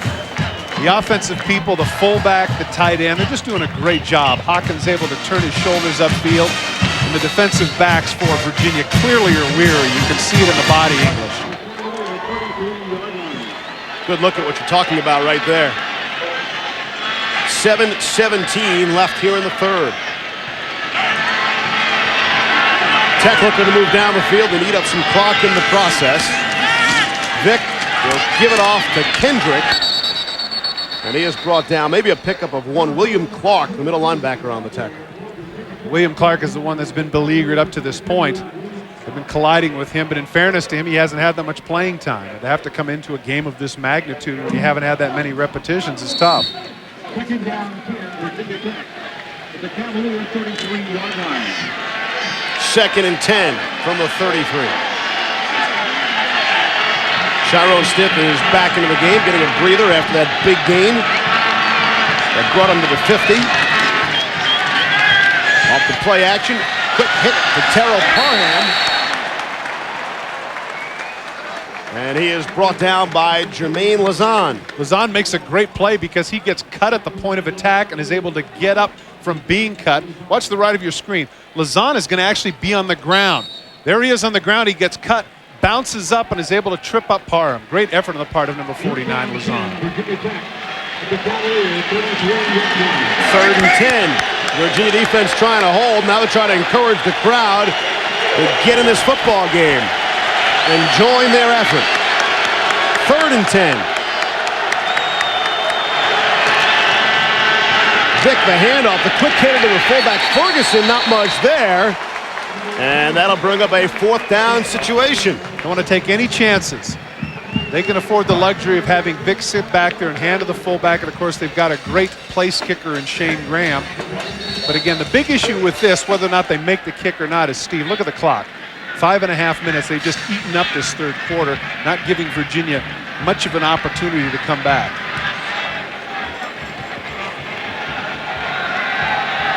A 48-yard field goal attempt. You see Shane Graham so far from this range. He's 1 for 2 on the season. Snap and the place are good. And the kick is also good. Graham knew it immediately. Breaks the seal on the scoring here in the third quarter as Virginia Tech has expanded their lead over Virginia. 31-7 in favor of the Hokies. Back in Charlottesville, Virginia, or if you're hip, it's Seaville. Virginia Tech up 31-7. And time now for our Aflac trivia question. Who was the only freshman quarterback to lead his team to a national championship? I'll give you some time to think about it and let you know. The theory being that, hey, Virginia Tech undefeated coming in. The redshirt freshman quarterback in Michael Vick. How far can they go? Very impressive on the road here tonight, up 31-7. Tavon Mason returning the punt, the kickoff rather. And Virginia again will start with field position right around their own 20-yard line. Don't miss all the great college football action for you next Saturday right here on ESPN2. First up at noon Eastern, Ron Dane in Wisconsin will take on undefeated Minnesota from the Metrodome. And then at 8 Eastern, Clemson travels to Raleigh to battle North Carolina State. And over on ESPN next Saturday at 7 Eastern, 11th ranked Georgia will take on T. Martin and the number 8 Tennessee Volunteers. Start your Saturday off right with College Game Day. Fowler, Corso, and Herb Street bring it to you at 11 a.m. Eastern. ESPN.com, part of the Go Network, go.com. Thomas Jones, the carrier there. And with the mention of Corso, I can't help but talk about how thrilled they are at Virginia Tech with all the praise they've given. Corey Moore called him Superman. The best defensive player he's seen in an awful long time. Well, I'll settle for LT Jr. because that's what he reminds me of. He hasn't quite done what LT has done, but his number is the same, and he rushes the passer the same. He is somebody that disrupts things, even if he isn't making tackles or showing up in the stat sheet. Which is really the case tonight. That's right. On a 2nd and 12 from the 20. Here's Jones trying the right side. And he is stopped, pickup of maybe 1 on the play. We made Ben Taylor the stop. Steve, we made reference to the hidden yards throughout. Take a look at the net punting. That wasn't a big deal, but of course the average start is a big deal. 12 yards, and of course the sacks and tackles for loss. That's 57 yards versus 4 for Virginia. Those are the sort of things that seem to add up throughout a game. Of course, coming into this game, Virginia Tech had 15 sacks in the first 3 games. They've continued that onslaught. Ellis has been running for his life continually. From the start, the field position, whether it's the 34, the 22, it changes your play calling, changes the entire complexion of the game. Completion to Ahmad Hawkins, who fumbled the football out of bounds upon being hit by Anthony Midget. Well, this is what they have to take advantage of, is the man coverage on the outside. And I mentioned the fact early on that, you asked about Thomas Jones being taken out of the game. Certainly at this point they can use him, but they have to get 4 scores here. And so that means that the ball's going to have to get up in the air. So I'm looking for Virginia to go with a little bit 3 and 4 wide packages to see if they can get the ball up the field and throw. 2 wide receivers out to the right of Dan Ellis on 1st and 10. They send the man in motion, Hawkins, and now a flag on the play. Josh Lawson moved a little bit too soon.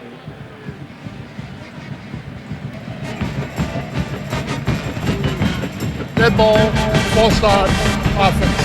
5-yard penalty, remains first down.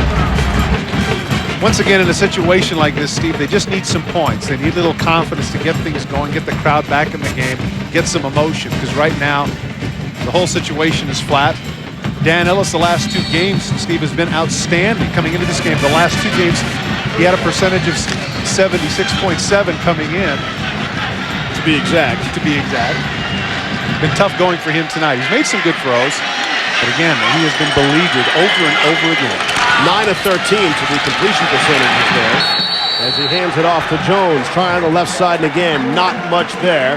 No pickup on the play, and bring up a 2nd and long One of the things that you notice about Virginia Tech is their speed. A couple of times now between the tackles, I've noticed that the defensive ends, and in this case, Bird the Rover, comes from the backside to make the tackle. That's how fast they are, because usually your play is not designed for somebody to come from the backside. You're too quick. But in this case, Virginia Tech has speedsters like Moore and Bird on the outside to run down those plays. Here's Ellis. All sorts of time again. Running for his life. Lofts one in the air. And right into the Virginia Tech bench. Flag on the play. Could be the offensive lineman downfield. That's what it was. I think that everybody anticipated that Ellis was going to run, and so they take off downfield. Then at the last minute when he throws, a lineman or two is downfield and they get caught.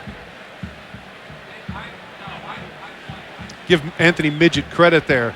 A lot of extra time for Ellis, but man for man on the wide, I was able to stay with him. Ineligible receiver, downfield, offense. A penalty is declined. Brings up third down. This isn't the only in-state rivalry going on. Here's Reese Davis. Well, Steve, down in Lubbock, we mentioned the Red Raiders play tough against the Aggies. They've had 2 weeks to stew over their loss to North Texas. And Sammy Morris, a guy coach says is going to take up a lot of slack for Ricky Williams. Tech up 14-10.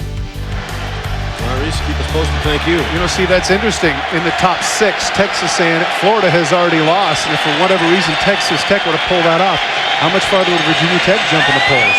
Well, look at Tech's schedule, too. This is figured to be their toughest road game of the season. On the third down, they're well short of the first down. Billy McMullen on the receiving end of Dan Ellis's pass. Midget on the stop. And this is what they need to do. With the 3-step drops, come out of the shotgun, spread people out, and throw to the outside. Excellent completion, but they had so far to go. Now they're going to have to punt it here, 4th and a long 4. Donnie Scott will kick it away. Ricky Hall deep for Virginia Tech. Under 2 minutes left here in quarter number 3. It's high, and it is really short, and bounces out of bounds at about the 34-yard line. A punt of 25 yards. Tech will take over. Look to keep killing the clock as we approach the final minute of quarter number 3. 17 of the last 29 games between these two clubs decided by 7 points or less. Virginia's got an awful long way to go to make up that as we hit the final minute of quarter number 3. 1st and 10 from the 34-yard line. Vick throwing, tip ball, and it's knocked down. The answer to our Aflac trivia question. Here's the question again. Who's the only freshman quarterback to lead his team to a national championship? And the answer, please. Jamel Holloway, Oklahoma, at 85. Interesting sidebar to that. Do you know who the offensive coordinator was under that Barry Switzer coach team? Jim Donnan? You're right. That's exactly right. Head coach of Georgia now. Well done. Well done. I'm being prompted. Got teleprompter here in the booth. No, that's a good one. Well done. I'm paying attention. Vick calls timeout. Timeout, Virginia Tech. The follow-up on Holloway, and it's interesting because it pertains to Vick. Holloway, they won the national title that year more on the strength of a great defense than they did on the playmaking of their freshman quarterback at that time. The Sooners under Holloway were held to 14 points or less 4 times that season. You know, Virginia's colors are just plain blue and orange, but Virginia Tech colors, Chicago maroon and gold. Chicago maroon, that's nice. Like you know what it is. Soon we get into academical villages very shortly. 2nd and 10 from the 34. And players getting together well after the whistle, but they are separated without a flag. Andre Kendrick on that run. Was this the toughest spot for Tech on their schedule? I mean, look at it. Their 2 toughest games appear to be at home as far as the road. I mean, they probably will be favored the rest of the way. That game at Pittsburgh gave Penn State all they could handle. That's a possibility, but it certainly looks like this team would be capable of running the table. Give to the left, Kendrick off the option, and Vick really took a pounding on that play. The thing with regards to that too, Steve, is the point that with Florida losing tonight and Texas A&M behind, those are two teams that are ahead of them in the polls. It's conceivable that if indeed they could run the table, they're very much in the national championship picture. Kept asking Frank Beamer about, hey, this 7th ranking, this number 7 ranking, the best all time for Virginia Tech, and what it meant. Trying to get a quick punt off here on 4th and 1. There are all sorts of substitution problems. That's a great job. That's a great job by Frank Beamer.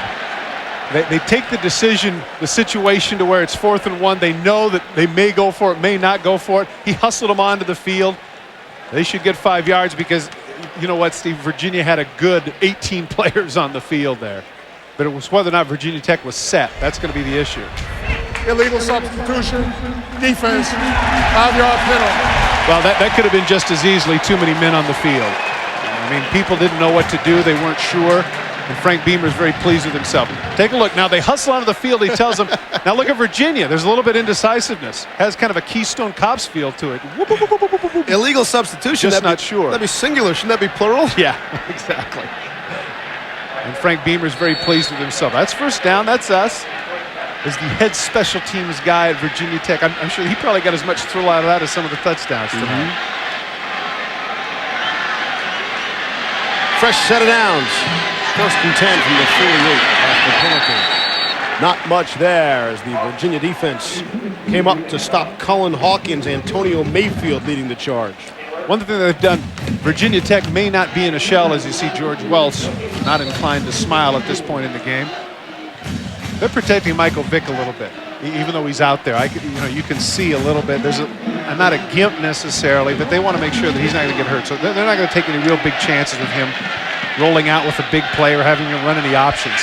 And in this kind of rivalry game, I don't care what the score is, I don't think players are going to sit down on either side. I would think the Virginia players would continue to go after Vick for as long as he's in the football game. Give off the right side to Kendrick, who is spelling stiff. Jerton Evans, the stop there, and likely the final play of quarter number 3. That will do it. We'll come back with the 4th quarter. If Virginia wants to try one of those comebacks, like the one from last season, they might want to start getting going anytime soon. This game owned by Vick and the Hokies. Set for the start of quarter number 4 from Charlottesville, Virginia. Wasn't supposed to be this way. Blowout city at this point, 31-7 in favor of Mighty Tech. And they've got the football and looking for more. On a 3rd and 4 from the 46. Looks like Vick's ankle again as he went down. And the Virginia defense is fired up. Well, it appeared that the pulling guard either stepped on it or kicked it. Now he's walking off the field gingerly, and I really think here that the point that you have is a valid one. As we get a chance to take a look at it, watch it get stepped on right there. It gets stepped on just a little bit. And of course, that's not, the offensive lineman, in this case Keith Short, the center, can't necessarily see his foot. But I think that Frank Beamer really has to consider at this point, Steve, maybe taking him out of the game. Why take chances? I don't think so. Mason is deep for Virginia. They'll let it go. It will bounce into the end zone for the touchback.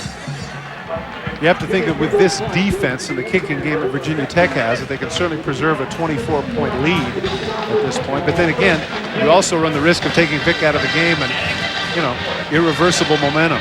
But if I'm Frank Beamer, and this guy is the franchise after all, I'd take my chances and sit him down.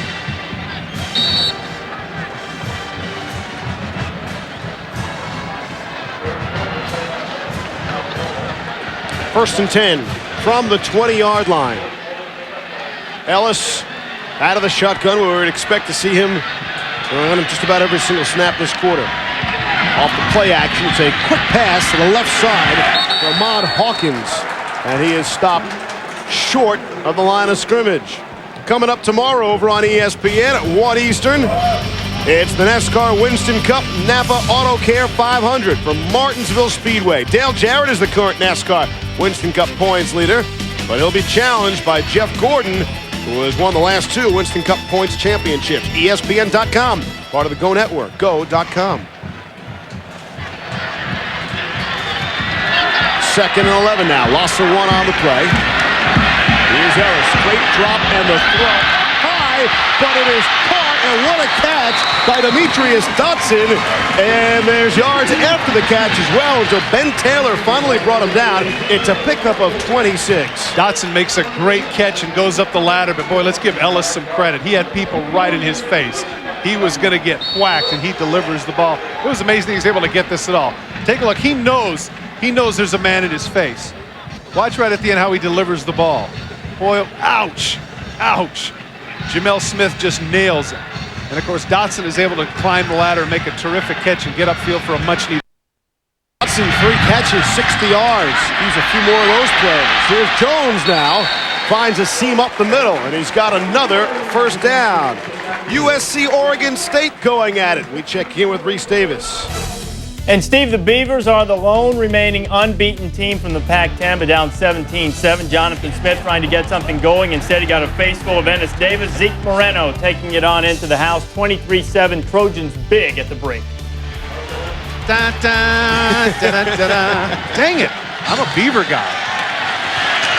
Jones will try it again. Why not? Successful on the last play. He got half what he needed to get to another first down on that one with the clock moving. Oregon State 3-0. When does that happen? You realize something? They have not had a winning season since 1967 when the great pumpkin DeAndros was the coach. If Erickson can pull it off there, Dennis Erickson, have a winning season, he will be the absolute toast of Corvallis. Oh, that's right. That's west of the Mississippi. Sorry to bother you. Okay. Lots of surprises in all of football, really. Look at the NFL and some of the college games as well. Here's Jones. Trying the left side. He is forced out of bounds by Nick Sorensen. There is a flag on the play. Now, this whole west of the Mississippi, take me through that again? Nah, I'm just messing with it. There's holding downfield by one of the wide receivers. But here's the thing with regards to Jones that I'm impressed with. We talk a lot about student athletes. Sometimes people have talked about that's oxymoronic, not unlike, say, jumbo shrimp or military intelligence. But the reality is that man right there graduated with a degree in psychology in 3 years. And as a running back for the Virginia Cavaliers, a running back now, he has not missed a single practice. Now, that's one thing if you say a kicker, or somebody that doesn't make contact. Certainly the most dangerous position on the field, the one that takes the most collisions, is the running back position. And this is a stalwart young man, a great example. Holding, offense, 10 yards, then a run, repeat, second down. And, of course, Tiki Barber, now in the NFL with the Giants, when he broke the record at Virginia, the former record, I believe, of either Kirby or Vigorito, he said there's a freshman on the team that's going to break all my records, and that was number 6, Thomas Jones, and he's done just that. We were looking at the nitpick on Jones, talking to the coaching staff. Give us something negative, something he's got to work on. That's right. He's got a parking ticket, right? He doesn't even have that. No. The only thing we heard was that he is somewhat impatient, not off the football field, but on the field. And we haven't seen much of that here. Trying to force a hole from time to time. Throw from Ellis, knocked out of bounds. And you could make that same point. Everything you just said about Jones, the Virginia Tech people said about their superstar on defense more. Well, they're going to get some yardage back. And, yeah, I mean, it's great for young people to have these people to look up to, in this day and age where you can't seem to turn the sports page without seeing some sort of problem. Offsides, defense, line up in the neutral zone, 5-yard penalty, remains second down. Penalties starting to plague this fourth quarter. The other thing that I like about Corey Moore, last year he's the Big East Player of the Year, Defensive Player of the Year, okay? 6 feet tall, 212 pounds playing defensive end. Now, for you mothers out there that are saying, my son, he's too small to play, Corey Moore should be an example. That if you've got heart, you've got some determination, some of the intangibles, you can play this game and play it well. You see those Mike Singletary eyes he's got working? That pass is complete. Demetrius Dotson on the reception. Very close to another first down. Dan Ellis delivering the goods, and Dotson coming up with another nice catch. Short in route. Here comes Corey Moore in the pass rush. Gets chipped by one man trying to come through right in the face of Ellis. See, one thing you don't take into account, 6 feet tall, now he's 225 pounds. He's going against 300-pounders every single week. Every single week he's battling people that outweigh him by 70, 80 pounds.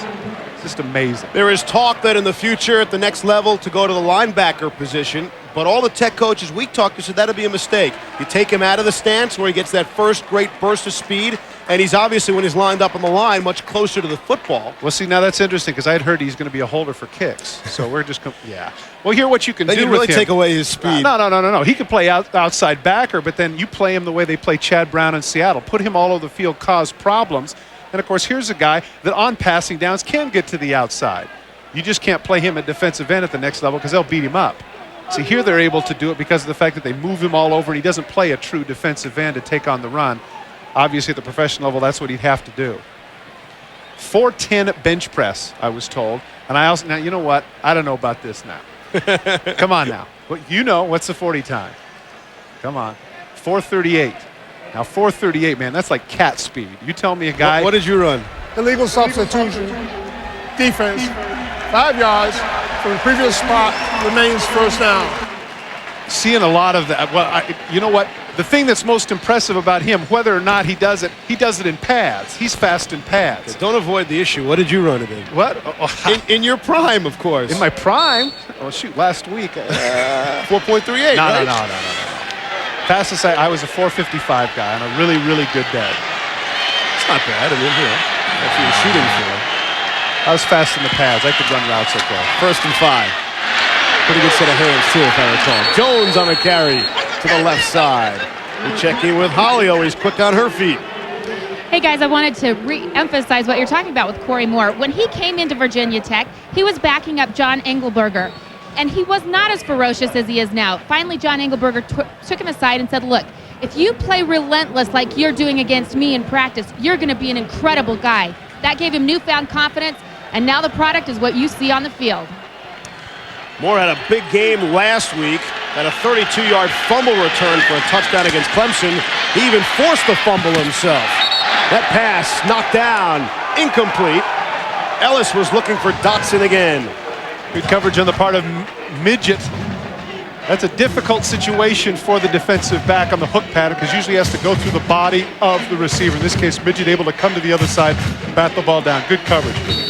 Difficult to play corner for Virginia Tech because they do opt for 8 in the box. They want to stop the running game. So many times the cornerbacks for Virginia Tech are on an island by themselves. And so guys like Charlton and Midget, they have to have some amnesia, but they have to have some courage too. And Midget's got it. 3rd and 5 from the 27-yard line. Here's Ellis. Didn't feel the pressure that time, and he is brought down. Sacked by Engelberger on the play. He got some help from some of his teammates. 6th sack of the game by Virginia Tech. And coming into this game, they had 15 sacks. They've been averaging 5 a game.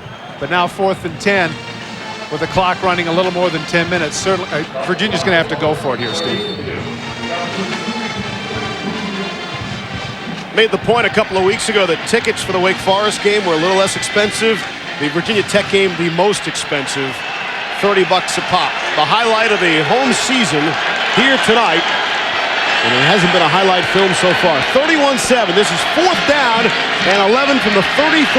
Ellis with time to throw. And he overthrew a man who was in double coverage, and Ellis was pounded, although there is a flag behind the play, and Ellis is still down. It's going to be holding against Virginia, and they'll let it go. Holding, offense, the penalty will be declined. First down. Steve, we've had a chance to look at some pretty good defenses up to this point, but certainly this is the best one that I've seen. They stunt, they move, they do all sorts of things to get to the quarterback. Right there at the end of the play, rolls on his leg, Cyrus. Fortunately, Ellis is going to be okay. Virginia Tech up big. Getting a bit nippy here in Charlottesville. We started at 76 degrees, and we've dropped into the low 50s here. So we'll bother Michael Vick and Virginia Tech all that much. Chiron stiff on the carry. Football might be loose there. Virginia Tech got it back, though. And Tech has recovered. What about the starting backfield? Still in the game. Here's Holly Rowe. Michael Vick came out after his ankle was stepped on, and as he sat on the sidelines with the headphones on, Dave Meyer, the backup, came over and sat next to him. he tried to get on the headphones thinking, hey, this is the perfect time for me to go in. But Vick wouldn't give up the headphones. Then 3 different assistant coaches came over to see how he was, and he told everybody to leave him alone, I'm fine. Then he had to talk the doctor in to letting him back in. This kid just doesn't want to go out. All right, Holly, thank you. Can appreciate that, right, Tom? Actually, I can't. No, what I mean by that is discretion is the better part of valor. Right. I mean, this game is in the books. They're going to win. Why do you want to take any chances with the guy who every one of the coaches last night told us this is the franchise? This is the guy. Is there any message to be sent by Vick to his teammates showing, hey, I don't care what the score is, I want to be in there with you? Is there any positive that comes out of that? Yeah, the message is that the inmates are running the asylum. Attica, Attica. 3rd and 5. You look at the numbers on Vick, who has been outstanding, both with the arm and with his feet. 3rd and 6 from the 37. They just get the play off. Here's Vick. He slips down again. You have to wonder about the ankle. And now he is knocked down before he got out of bounds. And the clock will continue to run. Darnell Hollier got him that time. Again, why subject him to this at this point? No, I don't get it either. No, this is the point where Frank Beamer's got to come over and say, sit down. You know, that's enough. We appreciate your toughness. What do you want to do for the team? Now sit down and take off your helmet. Yeah, but we've got a number of games to go, and we want you to play in those games. As he hobbles off the field again. Tech up next at Rutgers. You'd have to like their chances there as well. Punt situation with Arlen Harris deep for Virginia. Jimmy Kibble will get it away. Fair catch is signaled for it. He couldn't come up with it. Some contact there. Halo rule again, yet again, right?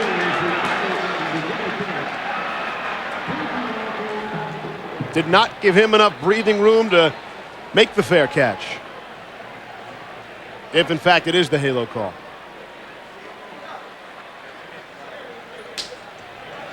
As if you didn't, come on, as if you didn't know. I was just prepared just in case. Went the other way.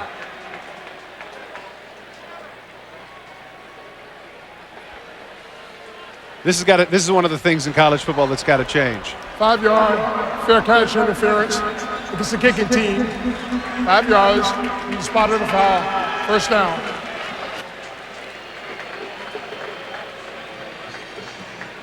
.738 left here in Charlottesville. It's all Virginia Tech, number 7, and looking to move up. Well, Virginia Tech's first road test of the season is going rather nicely. Up 31-7 as we approach the final 7.5 to play here at Scott Stadium, where a record crowd is expected, better than 50,000. Many to be disappointed thanks to plays like that. Arlen Harris on the carry. David Pugh, the big stick in the Virginia backfield. So welcome to the game. How does that feel? Stith, of course, with the 3 touchdowns, 78 yards rushing. Vick, as we pointed out, most of those yards in the first half.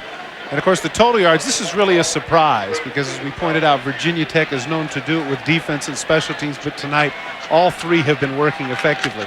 You know, at the end of the game, you say you want to win 2 out of 3 special teams, offense, defense, whatever. Virginia Tech has won in every aspect of this game. 2nd and 10 from the 33. Ellis is still in the game, though Thomas Jones has left. Some starters, some backups. That ball looked like it was tipped away. They were looking to hit Billy McMullen. And we hit Reese Davis. Steve, you and Todd have been talking about Virginia Tech's chance to move up a couple of spots in the poll. Texas Tech and Texas A&M, that's Rob Peters dumping it to Darrell Jones. It's 21-10 at the break in Lubbock. Tech's won 3 of the last 4 meetings. There was a lot of talk, Todd, the scheduling for this game, traditionally a November game, now pushed up here in October. Any sympathy for Virginia to go on the road, the long trip, BYU, come back here and have to play their arch rival, their toughest test, as opposed to, say, a Buffalo would have slipped in nicely here in the schedule for them. Ellis, the throw. It's complete. Well shy of the first down. Well, in answer to your question, you know, so many times the schedules are made a long way in advance, but of course the placing of them is a significant situation. You see the remaining schedule for Virginia, only 2 games on the road. They catch Florida State and Georgia Tech at home, but certainly those are going to be difficult.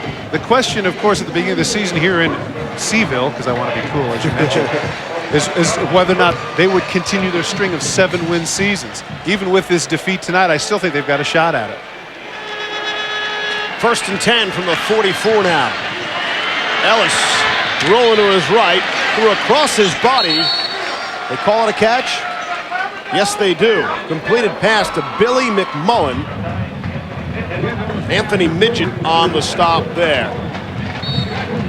Told you Tech's first road game of the season.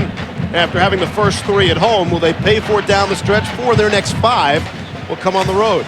But they've been very effective on the road. 19 of the last 26 road games they have won. And so they're not one of those teams that's completely dependent upon emotion or a home crowd for success. Under 6 to go now. Brings up a 2nd and 2 from the 47. They'll give it to Harris. Try to split through a couple of defenders. Not much there. Ike Charlton brought him down along with Ben Taylor. Here's Holly. Gentlemen, Anthony Midget, number 9 for Virginia Tech, was the defensive back that gave up last year's game-winning play to Virginia. He said it hurt so bad he hasn't even looked at the videotape until this week. But he has been the biggest cheerleader on the Tech sidelines. After every offensive and defensive position, he goes over to every starter and says, "Don't let up, keep it up." He has definitely been wanting redemption here tonight. The throw is complete to Mason out of the flat. Sorensen, the free safety, makes a great open field tackle because if he doesn't, there's nobody left.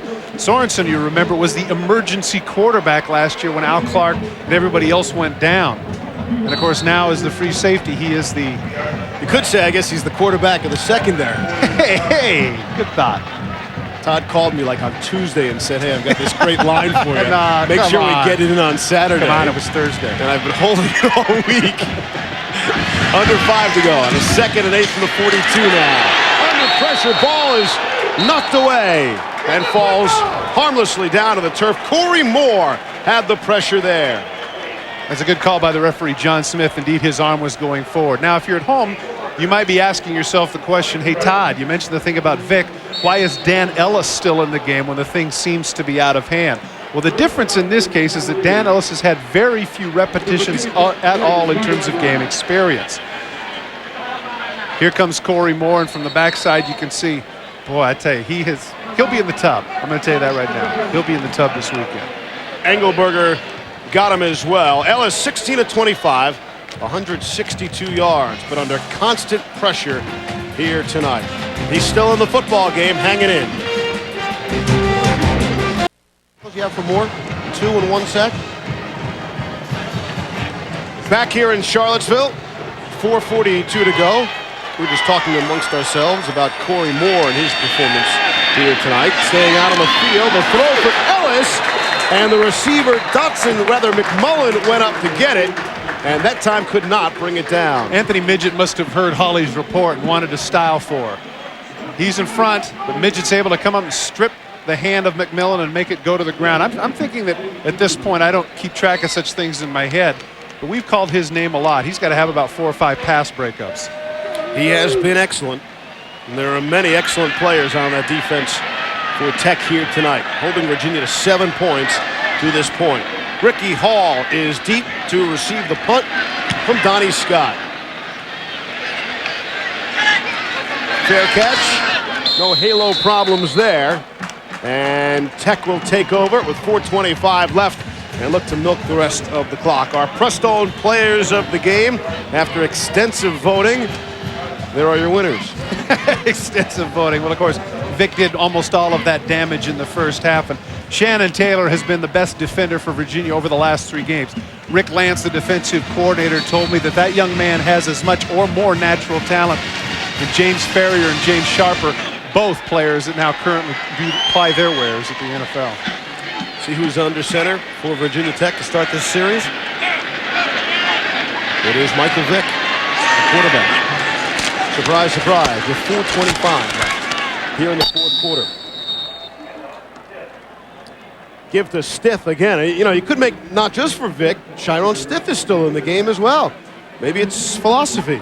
I'll take a look at the ankle. It's taped quite high. They're trying to protect it. And I just, again, it's difficult to understand as to why he's still in there, other than the fact that, you know, there's some sort of badge of honor, or you know, maybe he's the Kurt Schilling of quarterbacks. He feels like he has to finish. Stiff averaging 5 yards per carry. Earlier in the game, he had already scored 3 touchdowns and was averaging less than 2 yards per carry. That's efficient running. Good carry to Stiff. Not much there. Virginia defense, no quit, no give when you're playing your arch rival. Well, arguably the biggest win in Virginia Tech school history so far, we'll say. The 95 Sugar Bowl. Tech leads 10-0 in the second quarter. Byron Still, it's those Tech special teams. He returns a punt 60 yards for a touchdown. And then Tech leading 14-10 in the fourth. Still this time a 54-yard touchdown catch from Jim Druckenmiller. Tech went on to win 28-10, and that is, again, arguably the biggest victory in Virginia Tech history. We say so far, the way this season is unfolding, might be a bigger victory out there for them. Certainly. Certainly. We saw the remaining schedule. They're certainly capable of running the table. From week to week, you just don't know. I mean, Virginia coming into this game had momentum, a big road victory against 19th ranked BYU at Provo. You thought they had a lot of things going for them coming into this game, but instead it has been all Hokies this evening, and that man Frank Beamer has done a tremendous job in Blacksburg. 2nd and 5 from the 30. Vick will take his time with the clock running, and why not? Get the play clock down to 2, and get the snap off. And they will run with Chiron Stiff. Battle on the stop for Virginia. Who? That's right. They've been waiting for that one, too. I have. Are getting it all in here tonight. Boo Battle. Oh, that's a great name for sports. Birth certificate doesn't say Boo, it says Devon. That's not the point. The point is that, you know, if he becomes heroic, it makes great headlines, you know. Battle fights his way to victory. Oh, yes. You know, Battle's conflagration leads Cavaliers to win. The Commonwealth Cup. There you go. All that stuff. In-state rivalry. $140 to play here in the fourth. 31-7. There will be no heroic comeback this time by Virginia. And as soon as we check out of here, we'll send you to the capable hands of Mark Jones and Mike Golick. They're standing by in San Diego, and they'll bring you San Diego State Air Force. That's coming up next here on ESPN2.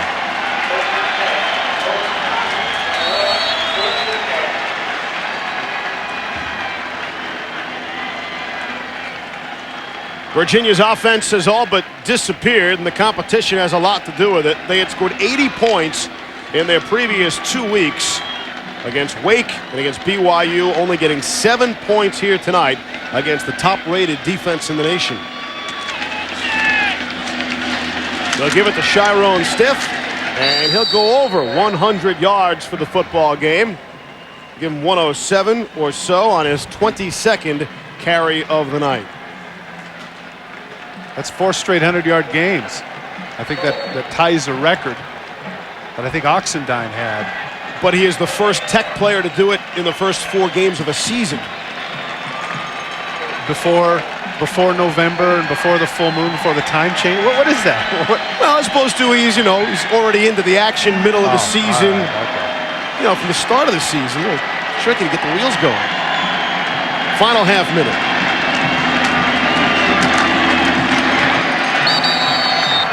First down for Tech. And that should wrap this puppy up.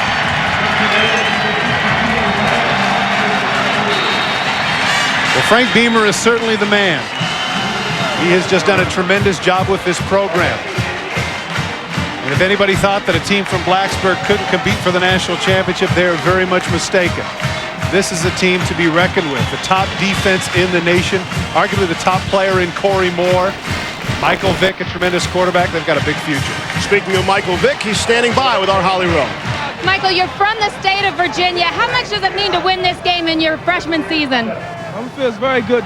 This is a big win for Virginia Tech. You know, they came down there last year and they beat us back at home, and we just wanted to come down here and get this win so bad. You know, it feels so good. You have your ankle, you're hobbling a little bit. Why wouldn't you come out of this game and take a break? No, I can't. I had my ankle in the first game, and, you know, I just didn't want to come out this game. I was going to fight it out, you know, no matter what I had to go through. I wasn't coming out. The fans in the end zone before the game were giving you some grief, talking about Hampton High School and so forth. How much did that fire you up today? Oh, it just got my blood boiling, you know. It fired me up, you know. That's why I came out and threw my first touchdown, you know, and I pointed to fans over there. So, you know, it made me feel real good, and, you know, it's just a great win. I don't know if you know this, but Florida lost tonight. Any thoughts on that? Hey, we'll just move up in the rankings. All right, thanks very much, Michael Vick. Pretty cool and calm for a redshirt freshman. Holly, thank you. Virginia had won 2 in a row in this rivalry, but matchup number 81 belongs to Virginia Tech, and they'll take home the Commonwealth Cup. 31-7, Virginia Tech rolls over Virginia. For Todd Christensen and Holly Rowe, this is Steve Levy. Thanks for watching. Reese Davis, back to you.